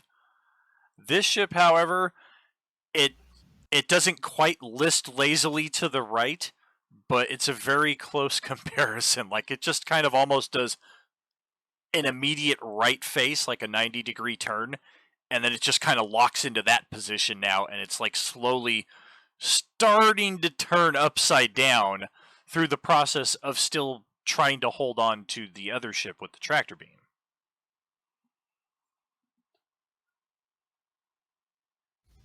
From the med bay, a droid's voice is heard. I must insist you stop. Yeah, look, if you don't shut this down and steady this ship, we're going to have to do it for you. So you got two choices. Steady it, because if my pal dies, so do you. On board the other ship, Steve is looking around, and he finally enters an area that he's like, all right, I found it. Money time. It's time to grub. And as he starts rifling through the pantry and finds the auto chef, and he starts putting himself together a meal, he just hears a very faint voice behind him. Who are you? Who are you?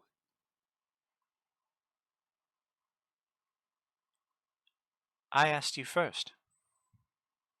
I know, but I'm the one who's making a sandwich.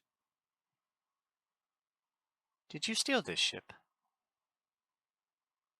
I borrowed it. You shouldn't. You shouldn't have done that. He's going to be very angry. I've dealt with a lot of very angry people over the last couple days. Can I make you a sandwich too? I'm not interested in a sandwich. What's going on with the ship? Why is it shaking? I don't know. Maybe ask the autopilot. Wait, who are you and what are you? Well, as you turn to look at who it is that's speaking to you, you just see one of the doors close, leading towards the cockpit. Man, it's almost like talking to that ghost that follows me around. All right, more sandwich for me. Oh, goodness gracious. Alright, let me get a dice roll here.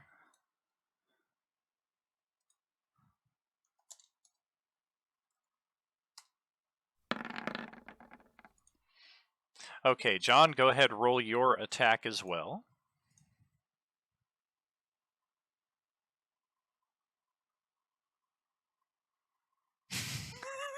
Yeah, get wrecked. I have advantage, right? Oh, man. I don't know how you miss somebody with a widening range attack when you're at point blank range, but somehow you do. I didn't get any bonuses. Don't make it all that. So, Put all those I'm assuming, adjectives on there like I had bonuses. so I'm It's assuming the he's ship next. jerking around. I'm assuming he's next to me, right? He is, and once again, it's the case of the impenetrable pilot's chair, because basically, as you rock the ship in this direction and he shoots at you a second later, the motion of you rocking has kind of turned the chair in such a way towards him to where he's now shooting behind you, and it impacts off the chair.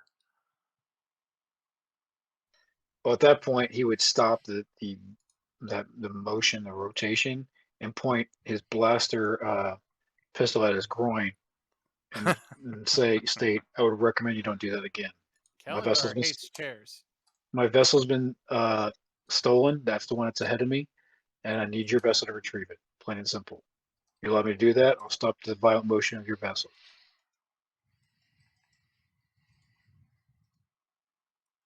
With that, my pistol goes to his head. I'll tell you what, Ooh. you stop the violent motion of the ship, and you won't be all over it. The ship makes Oh. one very violent motion as it seems like it just kind of crumbles and cracks apart around all of you. And you're pretty sure that the loud bang you just heard is the sound of one of the engines just blowing apart through the violent shaking. And as those of you in the cockpit see the other ship now breaking free of the tractor beam and gaining distance, you also see, just about 5 seconds later, it comes to a complete stop, seemingly of its own volition. Seems like you have a problem with your engine, Captain. I would recommend you work on it. I think we're all at a discourse now. Hey, what are you doing in there? I'm gonna head back towards the cockpit. Discourse? That's what you're calling this?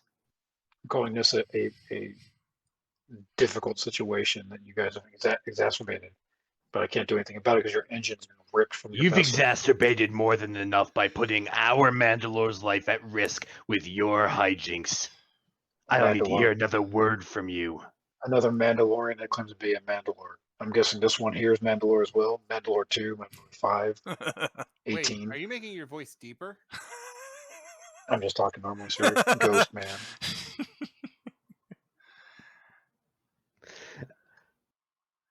In the cockpit of the lead ship, the still functioning ship, I should say, Steve returns, opens up the cockpit door, and the chair turns around, and he sees a young girl with blue skin and dark black hair and piercing red eyes, and she just kind of looks at you with a curious look. Oh, gave up on the sandwich, did you? I was just wondering who you are and why don't you want a sandwich? Why did we stop? We stopped because the ship is not yours. The ship must be returned. Largely because I am part owner of the ship. Look, I'm sorry I was being chased by these assassin droids that were trying to kill me. As you can see, I have nothing. I have no weapons. I'm not going to hurt you or anything. And I was just trying to get away from them. I didn't realize you were in here, and I just need food and passage somewhere safe. That's all I need, and then we're fine. Well, you're welcome to whatever's in the galley. I don't see any weapons on you. I don't sense any hostility. However, the ship must be returned back to my brother. If he wishes to give you safe passage from there, that will be his choice. I don't know what kind of mood he's going to be in, however. What's that? Did we finally figure out that there's a ship behind us? Not just yet, but that is in fact what she's going through the process of, is she has now figured out, okay, the ship is shaking, I've got it stopped, and she's now starting to turn it around, and you guys can see through the view screen that, what the hell is that there behind us that's kind of like smoldering and like, man, I think one of the wings is like floating away from it. All right. Before you take this back to your brother and you take me back to your brother, let's at least rescue the people on that ship. Oh, that's rich. I'm not opposed to that. How about you go to the airlock, and I shall pull up alongside and dock. All right, fine. Let's go. Let's make sure that we rescue those people. All right. Cody has the patient's leg set pretty damn well considering all of the frickin' drama that's going on that typically does not accompany his surgeries. Now you This- cut out a little bit. Yeah, I've lost him. You guys lost me? Yep. Yeah, we There lost you you. are. You were still going on the stream. I can't hear you through my headphones. Gotcha. Yeah, I wonder if my my keyboard is maybe dying. If so, if I keep cutting out, I'll just throw in the charger, but I think it's good for a while. So yeah, Cody has gotten the patient's leg set pretty good, considering all the drama on the ship over the last few minutes.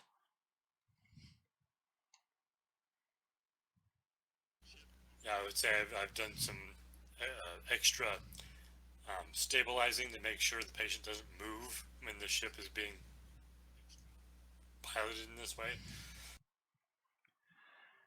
By the way, my name is Steve. Can you call over to that ship and let them know that we're here to rescue them? She gets on the comm without responding to you, and she starts calling out, "Hello, is anyone there? Are you in need of assistance?" And there's no response from the other side because in the cockpit, the comms are down and none of you guys get that message. But she continues drifting closer to the damaged vessel.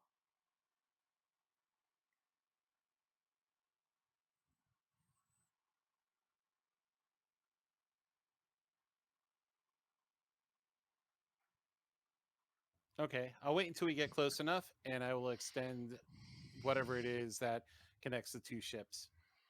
Okay.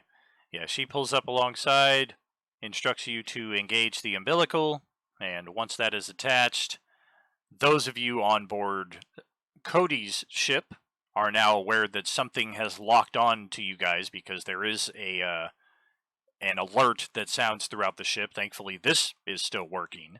That informs you that somebody has docked. Well, it appears to be we're about to be boarded. I'm gonna draw my Captain. gun on the chest again. Okay, well, I'll have my gun I start just training this survived an drawing. assassination attempt, and this has not been very above board so far. Okay, Well, I'm what- going to open the airlock, and I'm going to go down into the other ship. Hi, my name is Steve, and we're here to rescue you. Where is this in relation to the cockpit? Just so I know. Aren't you a little short Aren't you for a little crackhead? short for a Steve?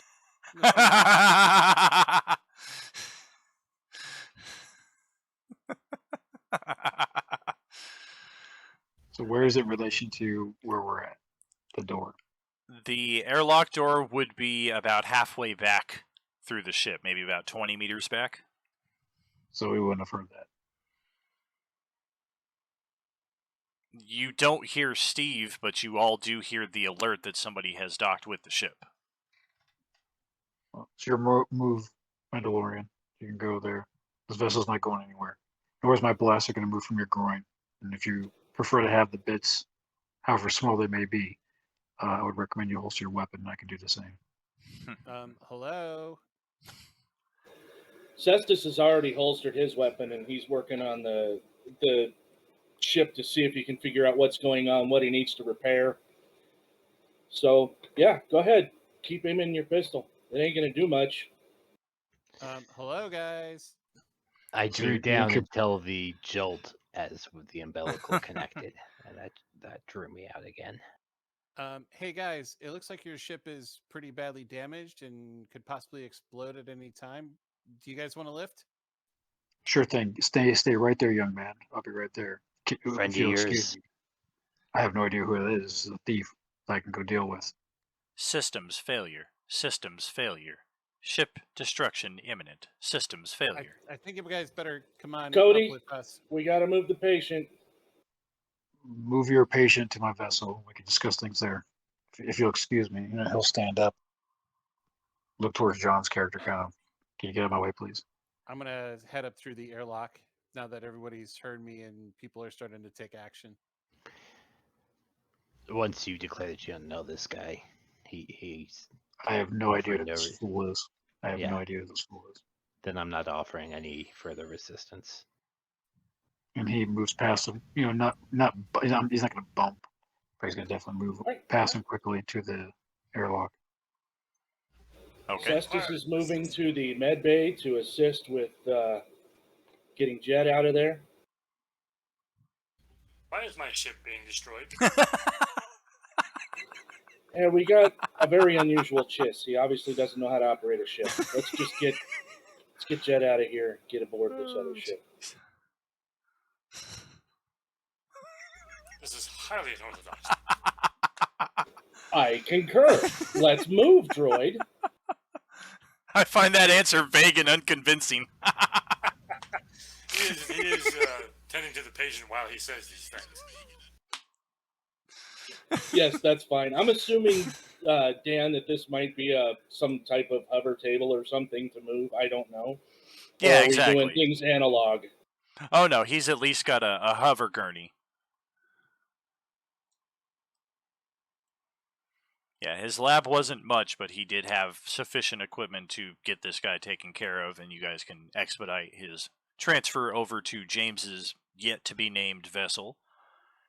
And with plenty of time, assuming there's no further delays here, before Justin's vessel bites the big one, there might still be some scrap and some refuge left after whatever is about to go boom does its thing, but I figured I'd go back to the old school Justin days, and we'd go with a big explosion right from the get-go. It's a good thing we found you guys. I mean, who knows what it would have happened? Yes, it's a very good thing. And I'll pull up my weapon and shoot him directly in the face with a stun bolt.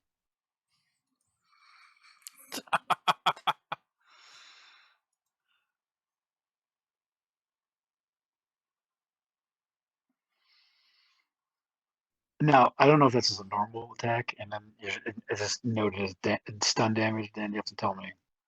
Correct, yeah, just roll a normal damage or a normal attack, and then assuming there is a stun setting on the weapon.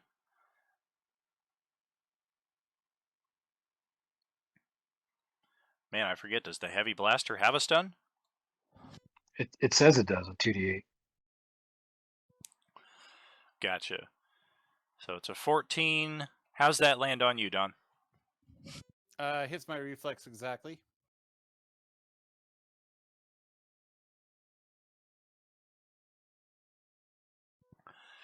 It was a called shot to the face, though, so your defense is a bit higher, so you are able to just kind of juke your way out of that attack. So let that be a lesson to you. If you you touch my vessel again without my permission or working out a contract with me, that will be the result. And who are you? The owner of this vessel, I just saved your life. after stealing my vessel. As we're moving the patient past this, I kind of look over at James's chest and go, "Did you not just steal my vessel?" Of course I did. So is the pot calling the kettle black and blue? I don't know what a kettle is. All I know is you took my vessel and cost me my quarry. And You know, I still haven't had time to make my sandwich yet. So just chill out, buddy. Chill out. just stares at him for a moment and then goes and tries to find his family member. Yeah, as you guys are all talking here, Lithrolin Drano's younger sister emerges from the cockpit, and she just looks over at everyone that's gathered. Oh, this is quite a lot of people. It's going to be quite a lot of sandwiches. Cody, is there anything else you need off of that ship? Better tell me now before it's too late. I believe it is already too late, sir. It's still good. It's just a little burnt. Yeah, you didn't see the explosion? You now have 2 minutes to reach minimum safe distance. Or, huh? I'll go back to the cockpit and start working on getting the vessel moving. I'm going to, since he's taking charge, I'm just going to go back and make a sandwich. Mark the cords where we are so we can come back and salvage the ship. Whatever you two got going on between you, we don't need any part of it. We appreciate it if you could put us back down planet side. How's our patient, Doc? You are making your voice deeper. He should make a full recovery. The circumstances of the operation were less than ideal, but I managed to make sure he would not get gangrene or any other infections. Wait, you're a medical droid? Indeed, I am. Do you have any, like, chems on you? I have all sorts of chemicals. Why do you ask? Do you have any, like, glitter sticks or, like, a morphine-ish? Or something like that? Something to take the edge off? This has been pretty stressful. Are you under some sort of pain?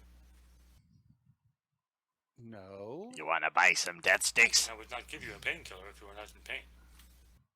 Yes. Leave I the am droid in- alone. He's working on a patient. Look, I don't know what I need more. Do I need a fix more or do I need a sandwich more? You know what? I'm going to get the sandwich first and then I can get my fix. In the galley, as Steve enters there, the sandwich is the more important between the two. I'm not certain that you would ever require the stims, the chemicals again. And there's another person aboard this ship, in addition to everybody else, an Ithorian wearing some kind of brownish robes who's sitting at the galley and eating the sandwich that you were making earlier. That was my sandwich. There are plenty more ingredients in the auto chef. Have at it. You're dressed a lot like that ghost that seems to follow me around. I do not know anything of ghosts.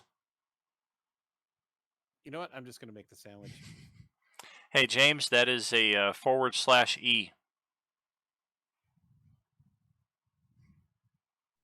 Perfect.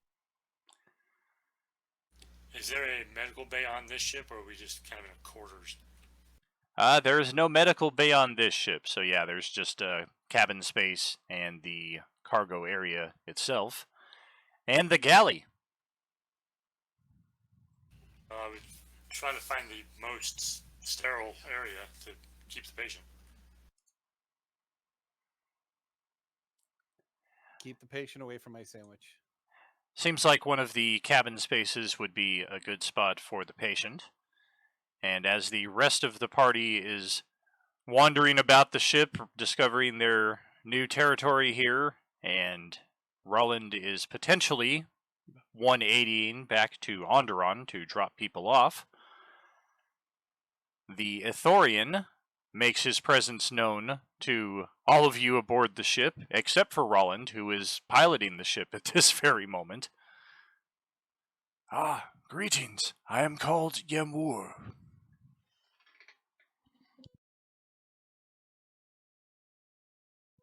Hi, I'm Steve.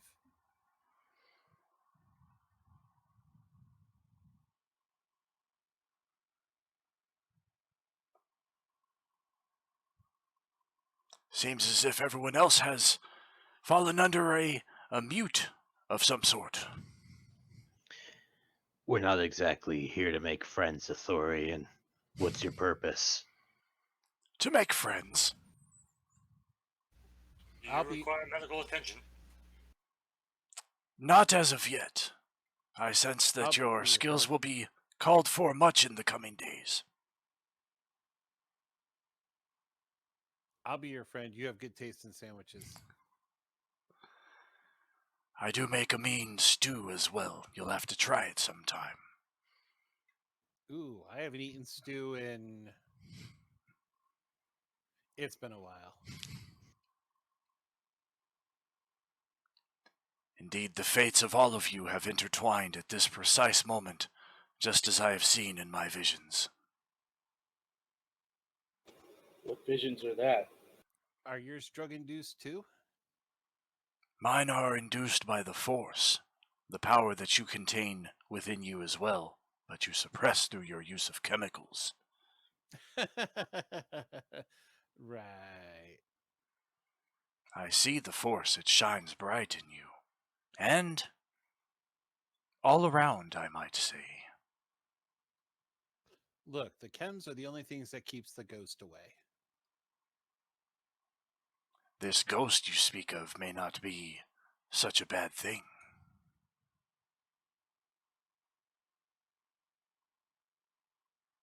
It keeps telling me this and telling me that, and weird stuff just keeps happening around me. Do you find that this existence of chemicals provides you relief, or does it provide you conflict? Oh, it provides me relief, especially from the memories of back home. He says, as he's on the run from 2 hunter-killer droids, and the ruins of an innocent medical droid's starship. This seems like a great deal of conflict brought about directly by your own your own actions. Yeah, it's not by direct choice. I didn't choose to have assassin droids chase me, and I did not choose to have to steal a ship, and I did not choose to have to save all these people, but I had to save these people because they were in danger. I see. You are set on continuing to delude yourself. Such will run its course in due time. Know that I am here to assist you, as you may require. Assist me, blue guy wants to blow my face off. That is because you took something that belongs to him, and even someone who is very important to him. I wasn't going to hurt her. I didn't even know she was on the ship. And that is part of the carelessness that I speak of. It would be kind of difficult for me to search the ship to make sure that nobody was on there while I was being chased by those assassin droids. What are those assassin droids after you for, anyways? I'd rather not talk about it. I'd rather not be on a ship that I was abducted from and then rescued onto. I'll tell you what, your actions caused all of this, so you owe it to us. Why are they after you? All right. So I come from Coruscant, and I was doing this job because I had no money and I needed my fix. And so Bargri hired me to steal something for him. Sort of made it impossible for him to get it now because I boggled the job, and I took off. I stowed away on a freighter, and I ended up on whatever planet I happen to have been on. And out of the billions of places, sure enough, there are 2 assassin droids that are coming after me, and you know the rest of the story. Now, can I get some drugs from the stupid medical droid thing, or what? Are you in pain? Yes, I'm in pain. Cody, does he look like he's in pain? Please approach so I can assess your medical condition. Huh? I just want some painkiller. Fine. Look, here.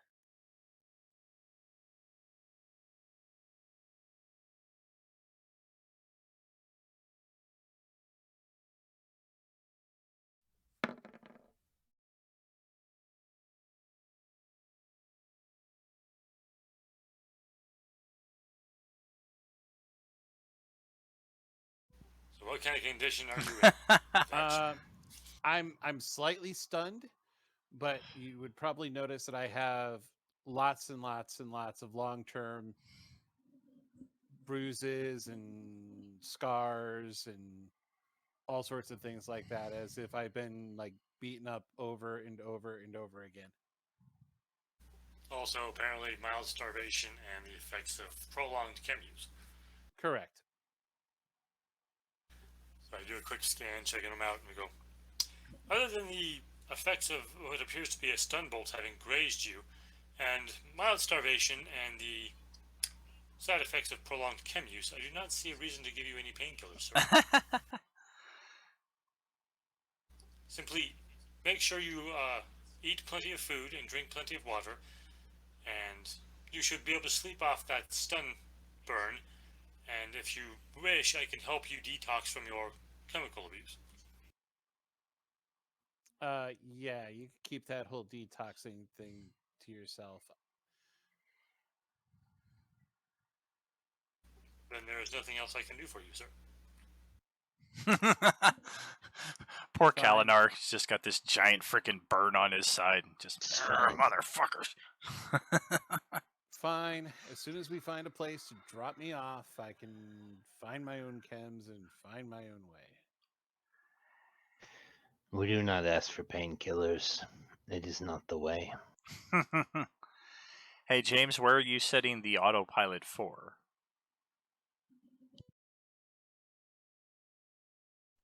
I'm more just setting it so the vessel is stopped, but is, so it's not just continuing an aimless path. It's just stopped and controlled essentially, so nobody can just jump on her and take off again.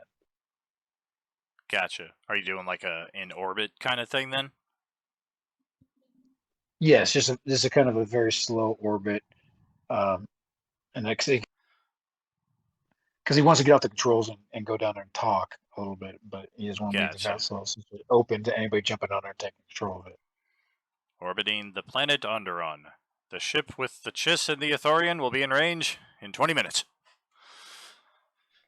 So Cody will look over to Kalinar.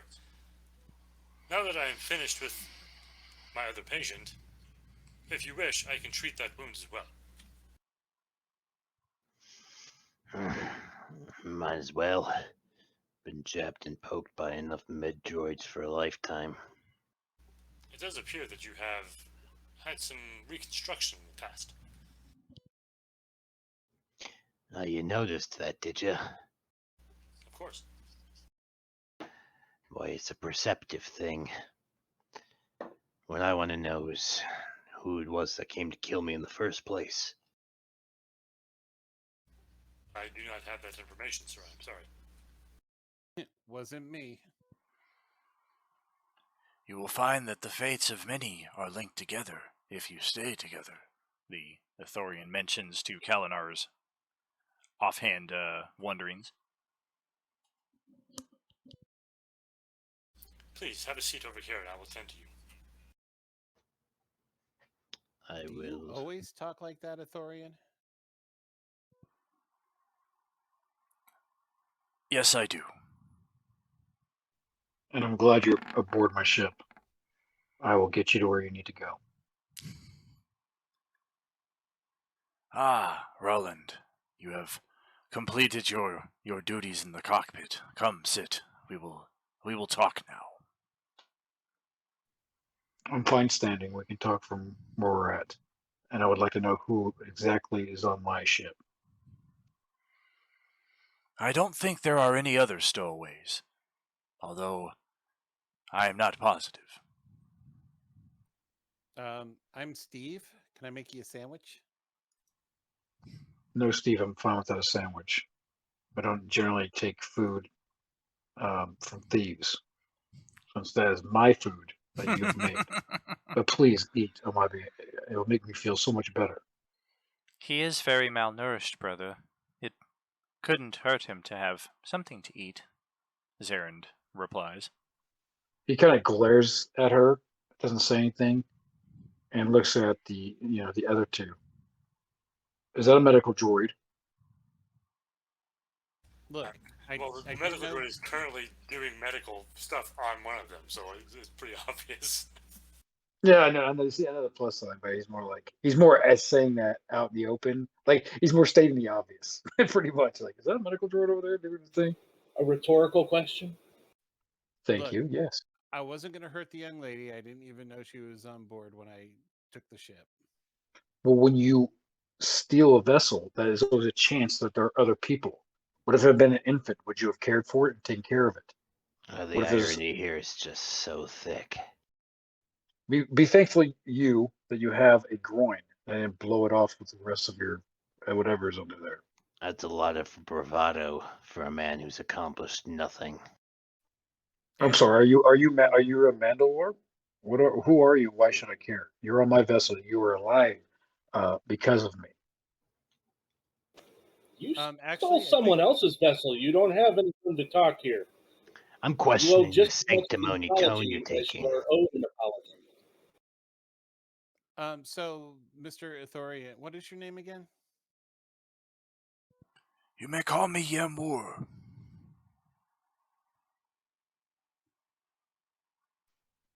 Hello? Now I have the hassle of these people. We hear you just fine. Please relax, enjoy yourself, just like everyone else. Who is this injured person?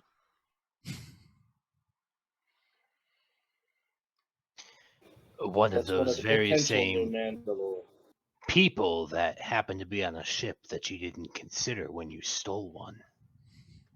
You remember the dressing down you were giving this young man? Right. I'm in a position to do it. You're not.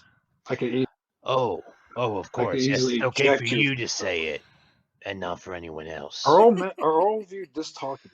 I thought you were quiet, brooding types that scowled. You want to take this back to the pistols then?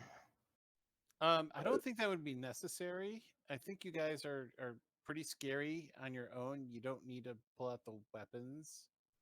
Yeah, listen to the addict. He's looking out for you. Okay, Right. everybody settle down. We're all on a small ship. Let's not blow this thing up and each other up because we're all capable of doing it, I'm pretty sure. Like you did with the last Let's ship? start at the beginning. What's your name? I'm Cestus. Roland. Nice to meet you, Roland. The patient over there, that's Jet.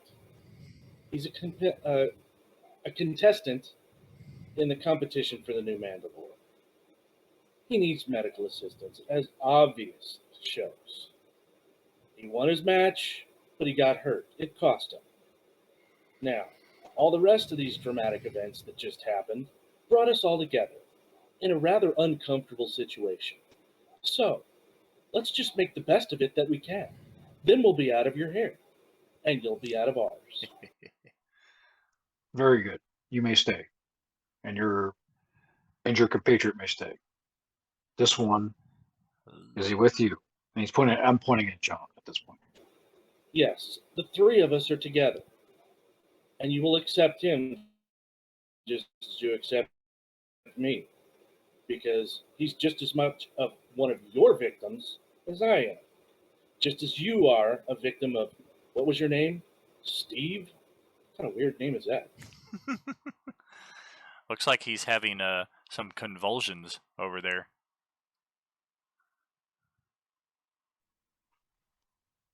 I can agree with you with this. We are all a hindrance to each other, but we're on this vessel together.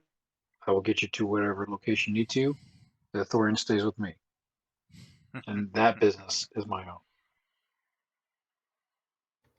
What did the Athorian have to do with any of this?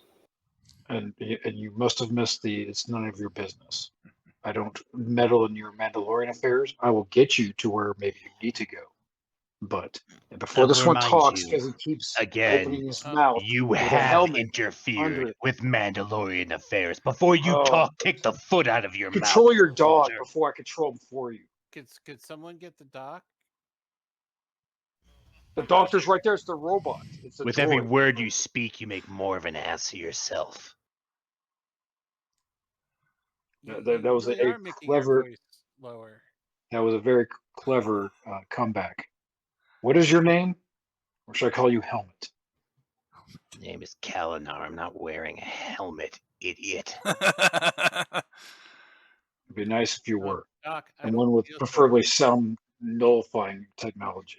You know, Chist, I wouldn't be drawing an issue with you if you were honest about who you were. Instead, you come in here throwing accusations at everybody else that you yourself are guilty of. He's got a point. I think that's quite- you've been checkmated on this one. You have wounded me so very much. Yo, How about Ben, I'm not this? Brad, looking to How about wound you. I'm shut up, looking for a Steve? bit of honesty. You're lucky you have a head. So You're all Again. done. Are you all quite done? The little girl says. No, I imagine we all turn and yell. you should continue.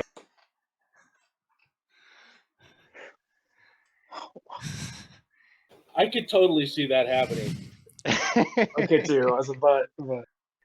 This is all quite unfortunate and somewhat amusing at the same time. I think your friend Cestus was maybe off on the right track and that we could start over perhaps a bit more amicably, and Steve might have been somewhat on the right track as well, and that maybe we could start over amicably over a sandwich. However, she looks over at the medical droid and then looks back over at the convulsing Steve. Perhaps his request was not too far out of line. He does seem to be having some sort of with some sort of symptom. Can you treat him, droid? So I don't know your designation. So I don't. What is your designation? Well, now that I can get a word in, what do I know I need to do for Steve?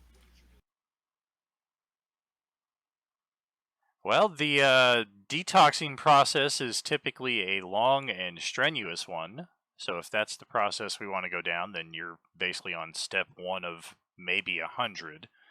If you want to do the more immediate salve, then some kind of intoxicant would be called for to at least stabilize him at this current juncture.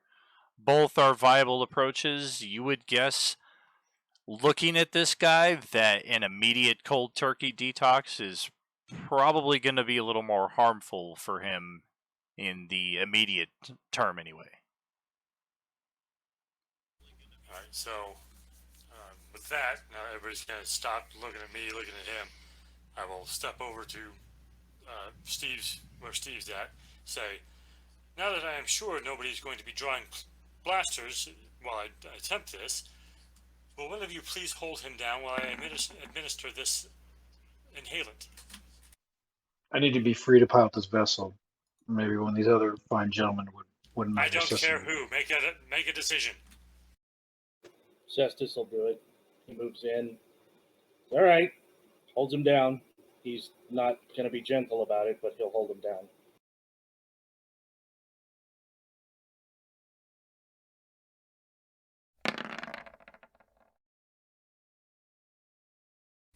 Total of 15 because of the med kit bonus.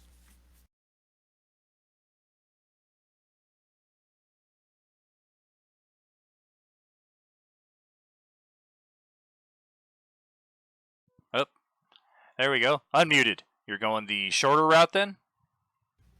Yeah, since it looks like it would do more harm to try and do the long term at this point, I will at least, ease his symptoms now, and then we can begin that process when I feel his body is more capable of doing so. Gotcha.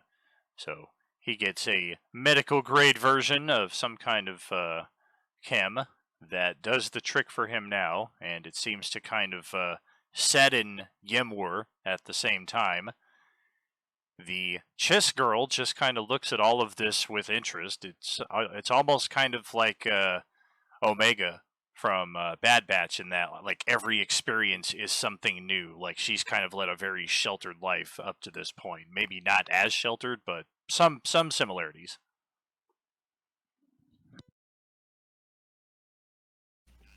After it seems that he has taken it and is coming down or going up or whatever, I will remark that should alleviate his symptoms for now, but he will definitely need to be set on a path of detox, otherwise his body will begin to shut down from the prolonged usage he has been under.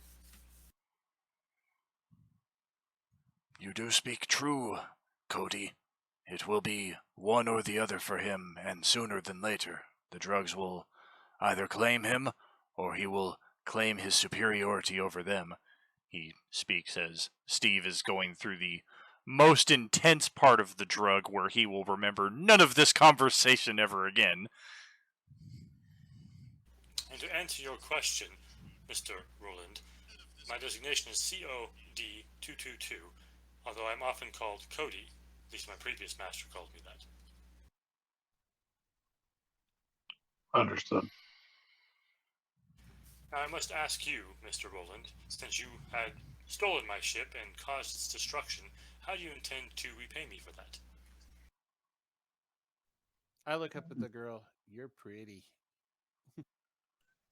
She kind of raises an eyebrow and backs away, and she just mumbles, "I'm 10." Ew. I didn't want anything, just to say you're pretty. Oh, And he for calls a cactus. yeah, it definitely seemed to take her aback. However, she doesn't seem to have a lot of experience with spice addicts. Well, as to your question, Cody, I suppose I am responsible for the destruction of your vessel. So that is an arrangement that we'll have to come to accord to. But once we get to some type of civilization, I believe we can at least agree on that. Indeed. Now, Dan, just for the out of game knowledge, I guess. What was our initial plan after this fight? Well, the next round of fights take place in a few days, and they're still on Onderon. So the plan was to just kind of hang back, find a place to rent, maybe get some training in between now and then, and next fight was pretty much it. All right. Well, in that case, our intended destination is easy. It's right there. Next out of game question: were those credits physical or were they digital? I'm assuming digital. Correct. Yeah, they each had a cred stick with 1,000 loaded onto it. Well, then I'll Did give you all record three. I'll give all three to Cody. This won't pay for a ship, but it should pay for all the medical you've done for us, plus a little more. There you go. I'll calculate them and be like, this is indeed more than I would have charged you for the operations I have done. Are you sure you wish to pay me all of this? Consider it a deposit for future use. A retainer, if you will. Ah, very well. Oh, it's 3,000 you gave me? Yeah, that was the total.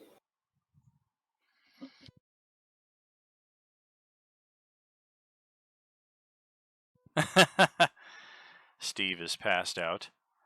Yemor looks around at everybody else, eating, drinking, conversing, what have you. And he just So what's your story, Miramore? I am a hermit, a student of the ways of the living force.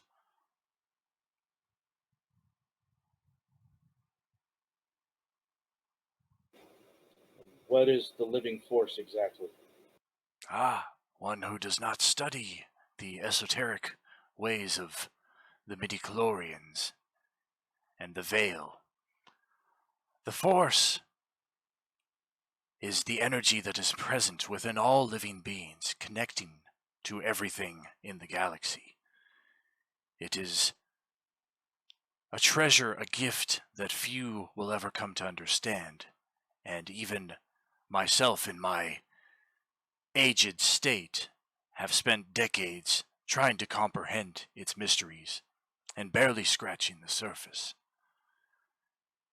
The Chis Roland that you have come to know throughout today's events, he has been seeking me for some time, and if my visions are correct, I suspect it is because of her.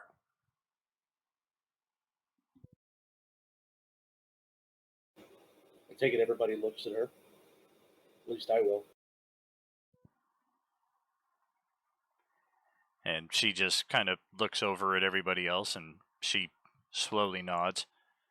I do have some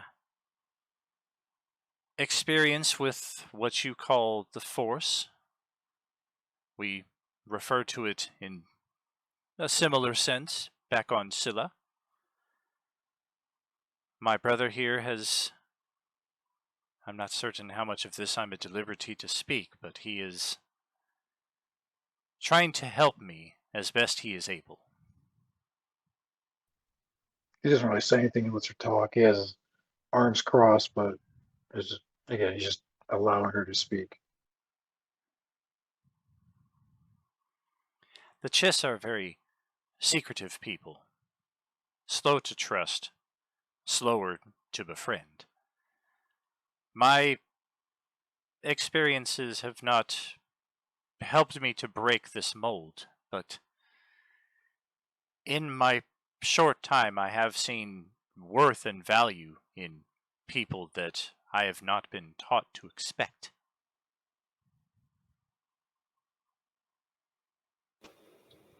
Aren't the females of your species usually just navigators? Some of them, yes. I'm surprised you know this. Most of our ways, as I said, are secret.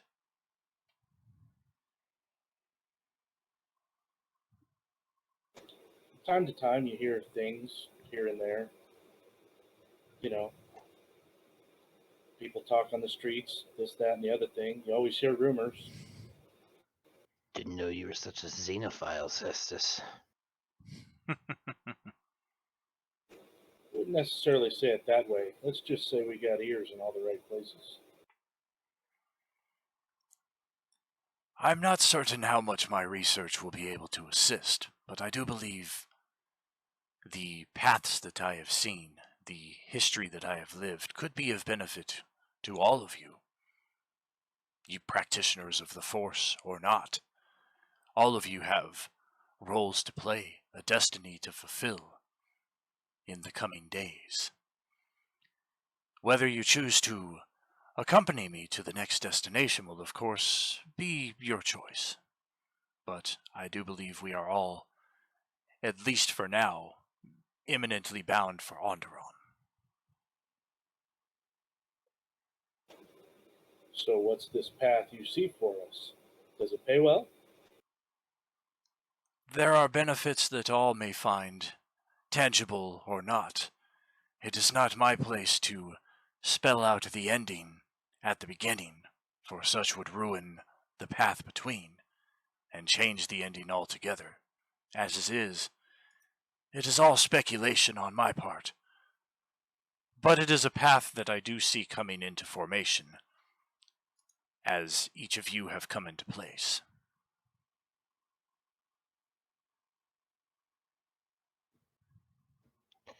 My duty now is to jet. Once that's over, we can talk. Yes, I do expect that he will make a recovery shortly. It seems that the chemicals that he is currently under are the ones that Steve was in fact seeking in his heart of hearts. However, I'm sure we can all agree that Master Ficostus is much more in need of such powerful sedatives. Indeed, his wound to his leg was most dire.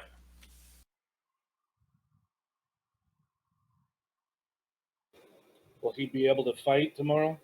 The next coming days?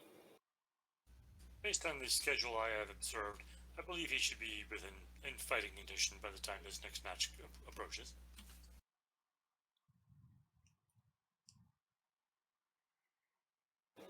You did good work. I'm not exactly a huge droid fan, but thank you. It is what I was built for, among other things.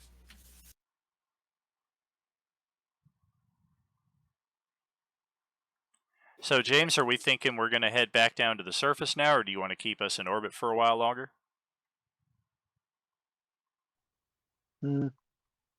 So what is it that you believe will be the best course of action?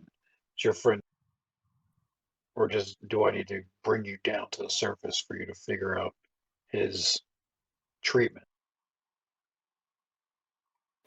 Look, let's just get back down to Onderon.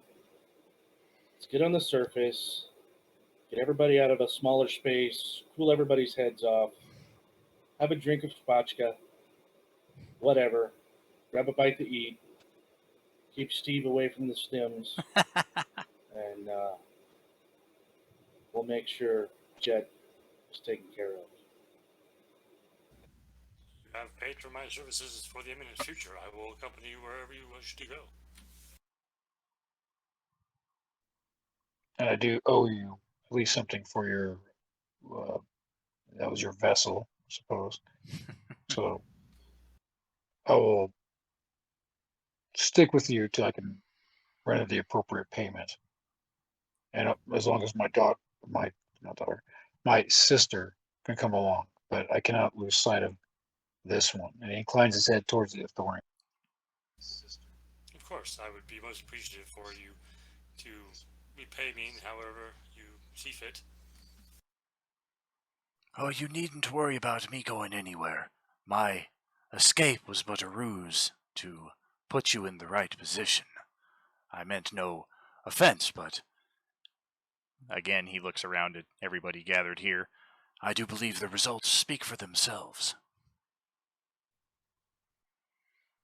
Kind of narrows his eye. Cestus turns his head, looks at him. So all of this is your fault? It is not my fault, but I did see the path that was one of the potential paths that was coming.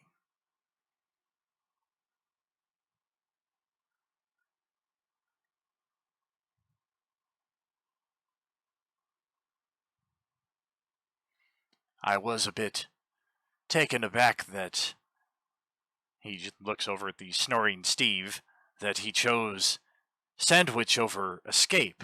That was not something I saw in my vision, but again, all things, I think the results speak for themselves.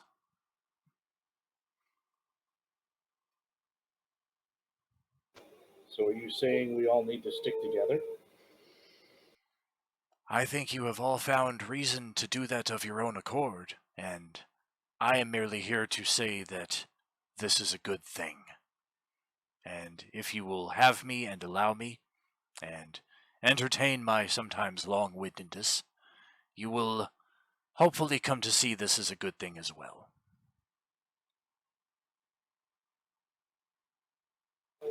Cestus steps over to Roland, holds out his hand. The new beginning. Step off on the right foot. As he turns to look at Kalinar,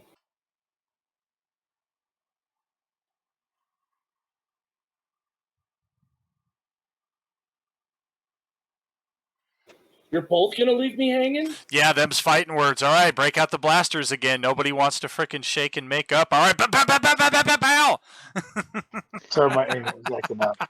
So, yeah, you guys were all frozen You for like good? 3 minutes. So, like, I was like, "Why is everybody frozen? I'm not saying anything." All of a sudden, he starts going, "What do you say?" I was like, "What do you say?"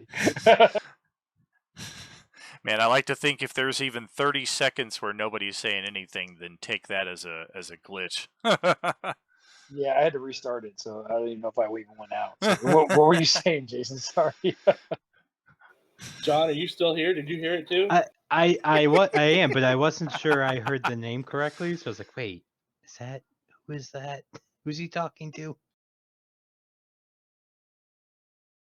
We're like both just staring at each other, mad dogging each other while he's talking. So I see Cestus your turns his Schwartz is head as big and as offers mine. his hand. Cestus turns his head, offers his hand to the Chiss, Roland, and then turns his head to Kalinar. Says, "Let's all just start off on the right foot all over again." He'll take your hand and shake it. Yeah, like the one shake, and kind of nods his head. Doesn't say anything, but inclines his head, saying, is essentially saying he accepts. Sir, how about you? Provided nobody else is risking the life of my Mandalore, I have no qualms.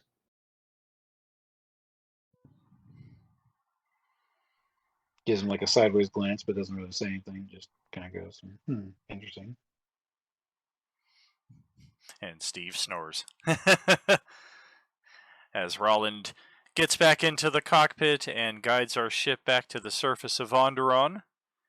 And I'm going to leave the other part of what I have prepped for tonight for the beginning of next session. Seems like a good cutoff point here. We got the party introduced, and in a pretty unique fashion, I definitely took Dawn's question from our OOC a few weeks ago and really tried to do something interesting with how do you introduce a group of characters in a way that isn't we all met in a tavern.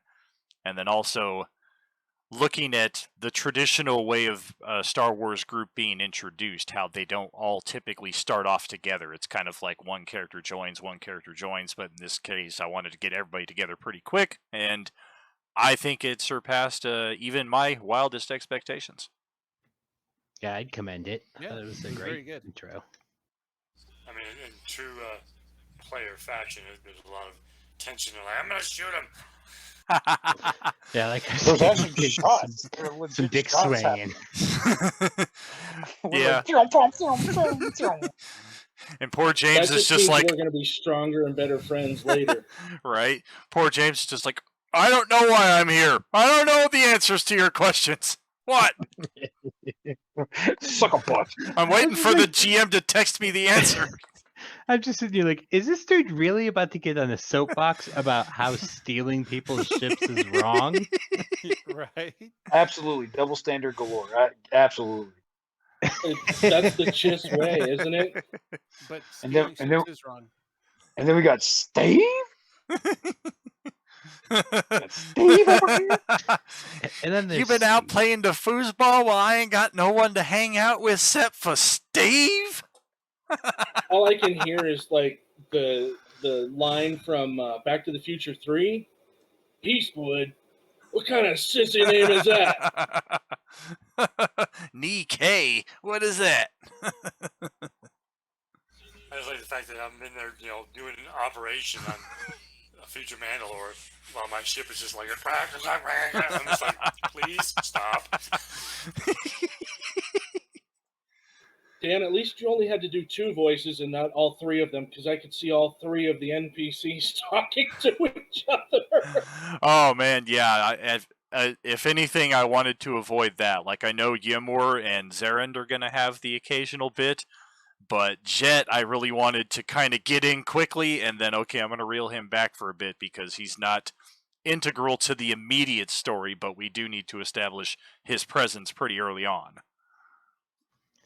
I really like the idea of the sister butting in to say, "You done?" and then everybody turning over the units. No. Yeah. I'm 10. That was classic. It's fun. A lot of fun. Yeah, during that whole argument where everybody's like ready to draw blasters, Cody's just standing there like, I'm gonna have to operate on somebody. I just know it. I mean, I feel like you were still operating on me while it was happening. And Steve is kind of holding the squeeze spot at the moment. Yeah, I could see him with his sandwich, almost like a teddy bear. Attention break.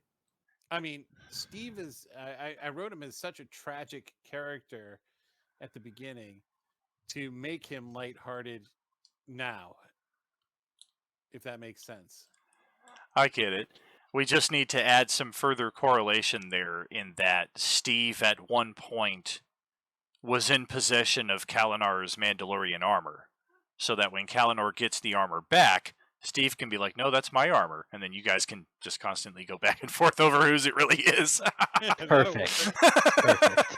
Especially since it would never fit Steve on how slender and how slight his build is. That tower That shield would fits be Squee classic. perfectly. I don't know what you're talking about. Let me polish your armor, Kalinar. I'll polish your armor for a death stick. This was a Marijuana's very not- good opener, Dan. I enjoyed it. I would love to keep playing tonight too. I mean, hint, hint, not saying anything that we need to stop now or anything. But, I know everybody is on different timelines and stuff. Yeah, I gotta get up stupid early for the range tomorrow. So I would normally be like, yas. I'm jealous. I haven't been able to go to the range in over a year. I'm very jealous. The range is in the Sir. kitchen. The range in the kitchen. You know what we're talking about, Steve. Oh, by the way, make me a sandwich while you're there. How's that sandwich coming? I'll make you a knuckle sandwich. What? Yeah, D's nuts. Huh? Huh? Straight gangster. Yeah, I like the shorter, fast-paced experience that I have planned out for all of these Star Wars What If games, unlike Baldur's Gate, where we kind of have to grind our way through some dungeons. A lot of these combats I kind of anticipate being a lot quicker paced until we get to some of the more memorable villains in the campaign. Then we'll at least have a few bits of back and forth. And just in that context, I really like how much we were able to squeeze into what was almost like 2 hours of gameplay. I mean, with the 20-minute break, we started almost 20 minutes early, and we're kind of wrapping up a little early as well. So I really like everything that we're able to get in. We didn't kind of linger too long in any one respect, and the group just really came together despite not knowing anything that was going on. I didn't really tell any of you how this campaign was going to start. So the fact that you guys quickly saw how things were piecing together and then just kind of rolled with it was freaking excellent. I feel like my ship was bound to be destroyed regardless, right?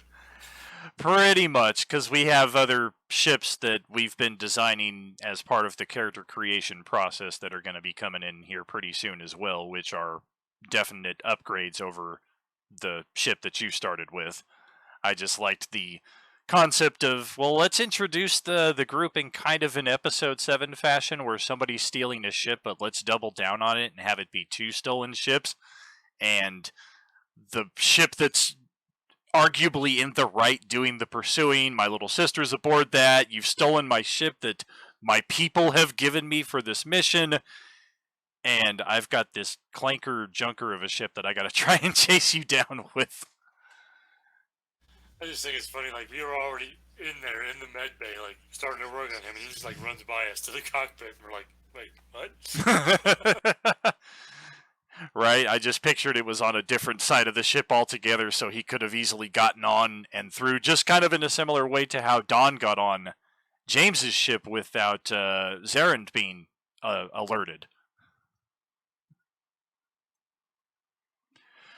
You know, I just as much like watching what's going on with all the rest of the PCs as, you know, as being involved in it, because I know everything they do affects what's around me. Everything I do affects what's around them, and it's like I'm almost watching the story, like just eating my little chips or whatever. Like, ooh, this is getting interesting. Yeah, for sure. I was definitely in that mode a few moments tonight, and then after it got to be a pause for a few minutes, I was like, oh crap, I gotta jump back in and keep the scene moving because I'm just enjoying it so much. And then the exact opposite of how it began, because when it started, I felt like I was talking for 30 minutes straight, and I was like, I want to get to the point where they can start playing. My voice is getting sore.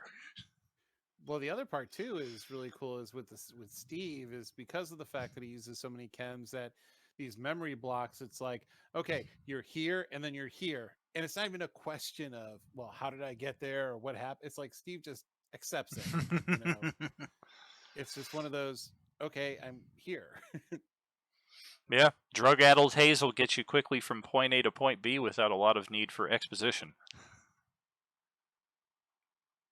That doesn't mean nothing happened in between point A and point B. Just you won't know what did. Oh, very true. I can use this to my benefit later on in the campaign and just be like, so remember when your character was high back in session 2 and you were going from here to here and you didn't know what happened between? Now let's touch upon that. Or it could just be inconsequential. Definitely cool to have those avenues for story. Right. I could have knocked stuff over, or I could have just made it without realizing it, or, you know, I could have pissed off another gang. You could have even come into possession of some Mandalorian armor without knowing it. Yeah. Or even a lightsaber, you know. I'm just upset that my bounty was clearly only 3,000 credits. Oh, you don't know that. They don't pay him all the cash up front. I better not. I mean, clearly they shouldn't. Those chumps. I still think somebody set them up as a patsy. All I can see is Rocco being sent with a pistol with 6 rounds going after 8 people. Yeah, that poor Two birds, one Aqualeash. stone. Aqualeash has the jump on both of you. Ah, dead or alive, you're coming with me. Click. Shit. Oh. Great stuff tonight, fellas. I loved it. I look forward to much more next Tuesday for more Star Wars What If. I think tomorrow night I might not be ready yet for the OOC, but I will keep you guys apprised throughout the day and see what we're looking at for tomorrow night potentially. In the meantime, I will pass it over. I'll call out the order here. We're going to have a different setup here than the Baldur's Gate. So, Justin, thanks for joining tonight, brother. Yeah, it was a lot of fun, like we were saying. I do look forward to playing this character and haven't seen what develops with this character and how it grows into a more full-fledged, realized character. I think there's a lot of potential with this group as well, for us all to integrate and, at least I don't have to worry about the big dick contest because, I'm a droid, I don't have a dick. So I don't have to worry about that. No wiener. And portraying Steve through moments of drug-addled haze and half asleep, and the other part of the game would be Grand Theft Auto and Munchie Mode. Thanks for jumping in tonight, brother. Hey, always a pleasure, and I like the fact that, this is a different type of character for me.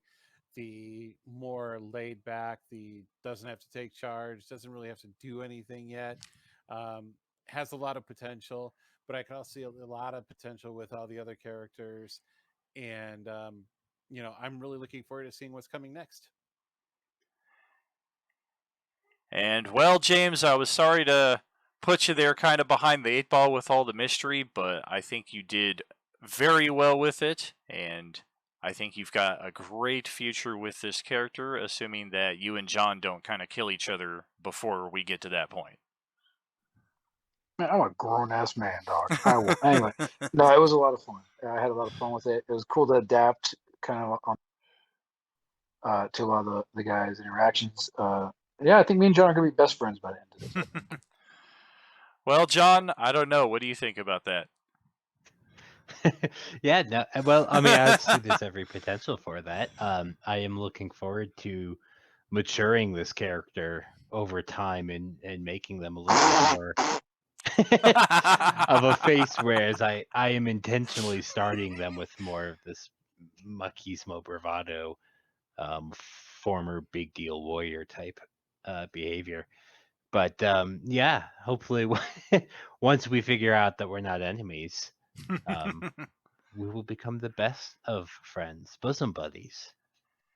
There we I go. was very impressed with your character tonight as well, John. Just not to downplay anything, just because in looking at everybody else's character concepts, I had a pretty good idea of what I was in for. Your character portrayal, I didn't really know what to expect, so I was definitely very impressed with what I saw. Just trying to be an angry Mandalorian who doesn't want everybody to know he can't fight anymore. Well, the Mandalorian who can fight, we have Cestus here, who also did an amazing job tonight, as usual, just kind of filling in the blanks, taking over his own plot, and when things started to get a bit too tense with the party members, trying to still the waters there initially before the little girl had to finally step in and be peacemaker. I'll tell you what, this was a really enjoyable character to start. I still got a lot to learn about who and what Cestus is. I have my concepts, but I'm still easing my way into it. I will say this, I haven't put this much into a Star Wars character since episode 1, Woo!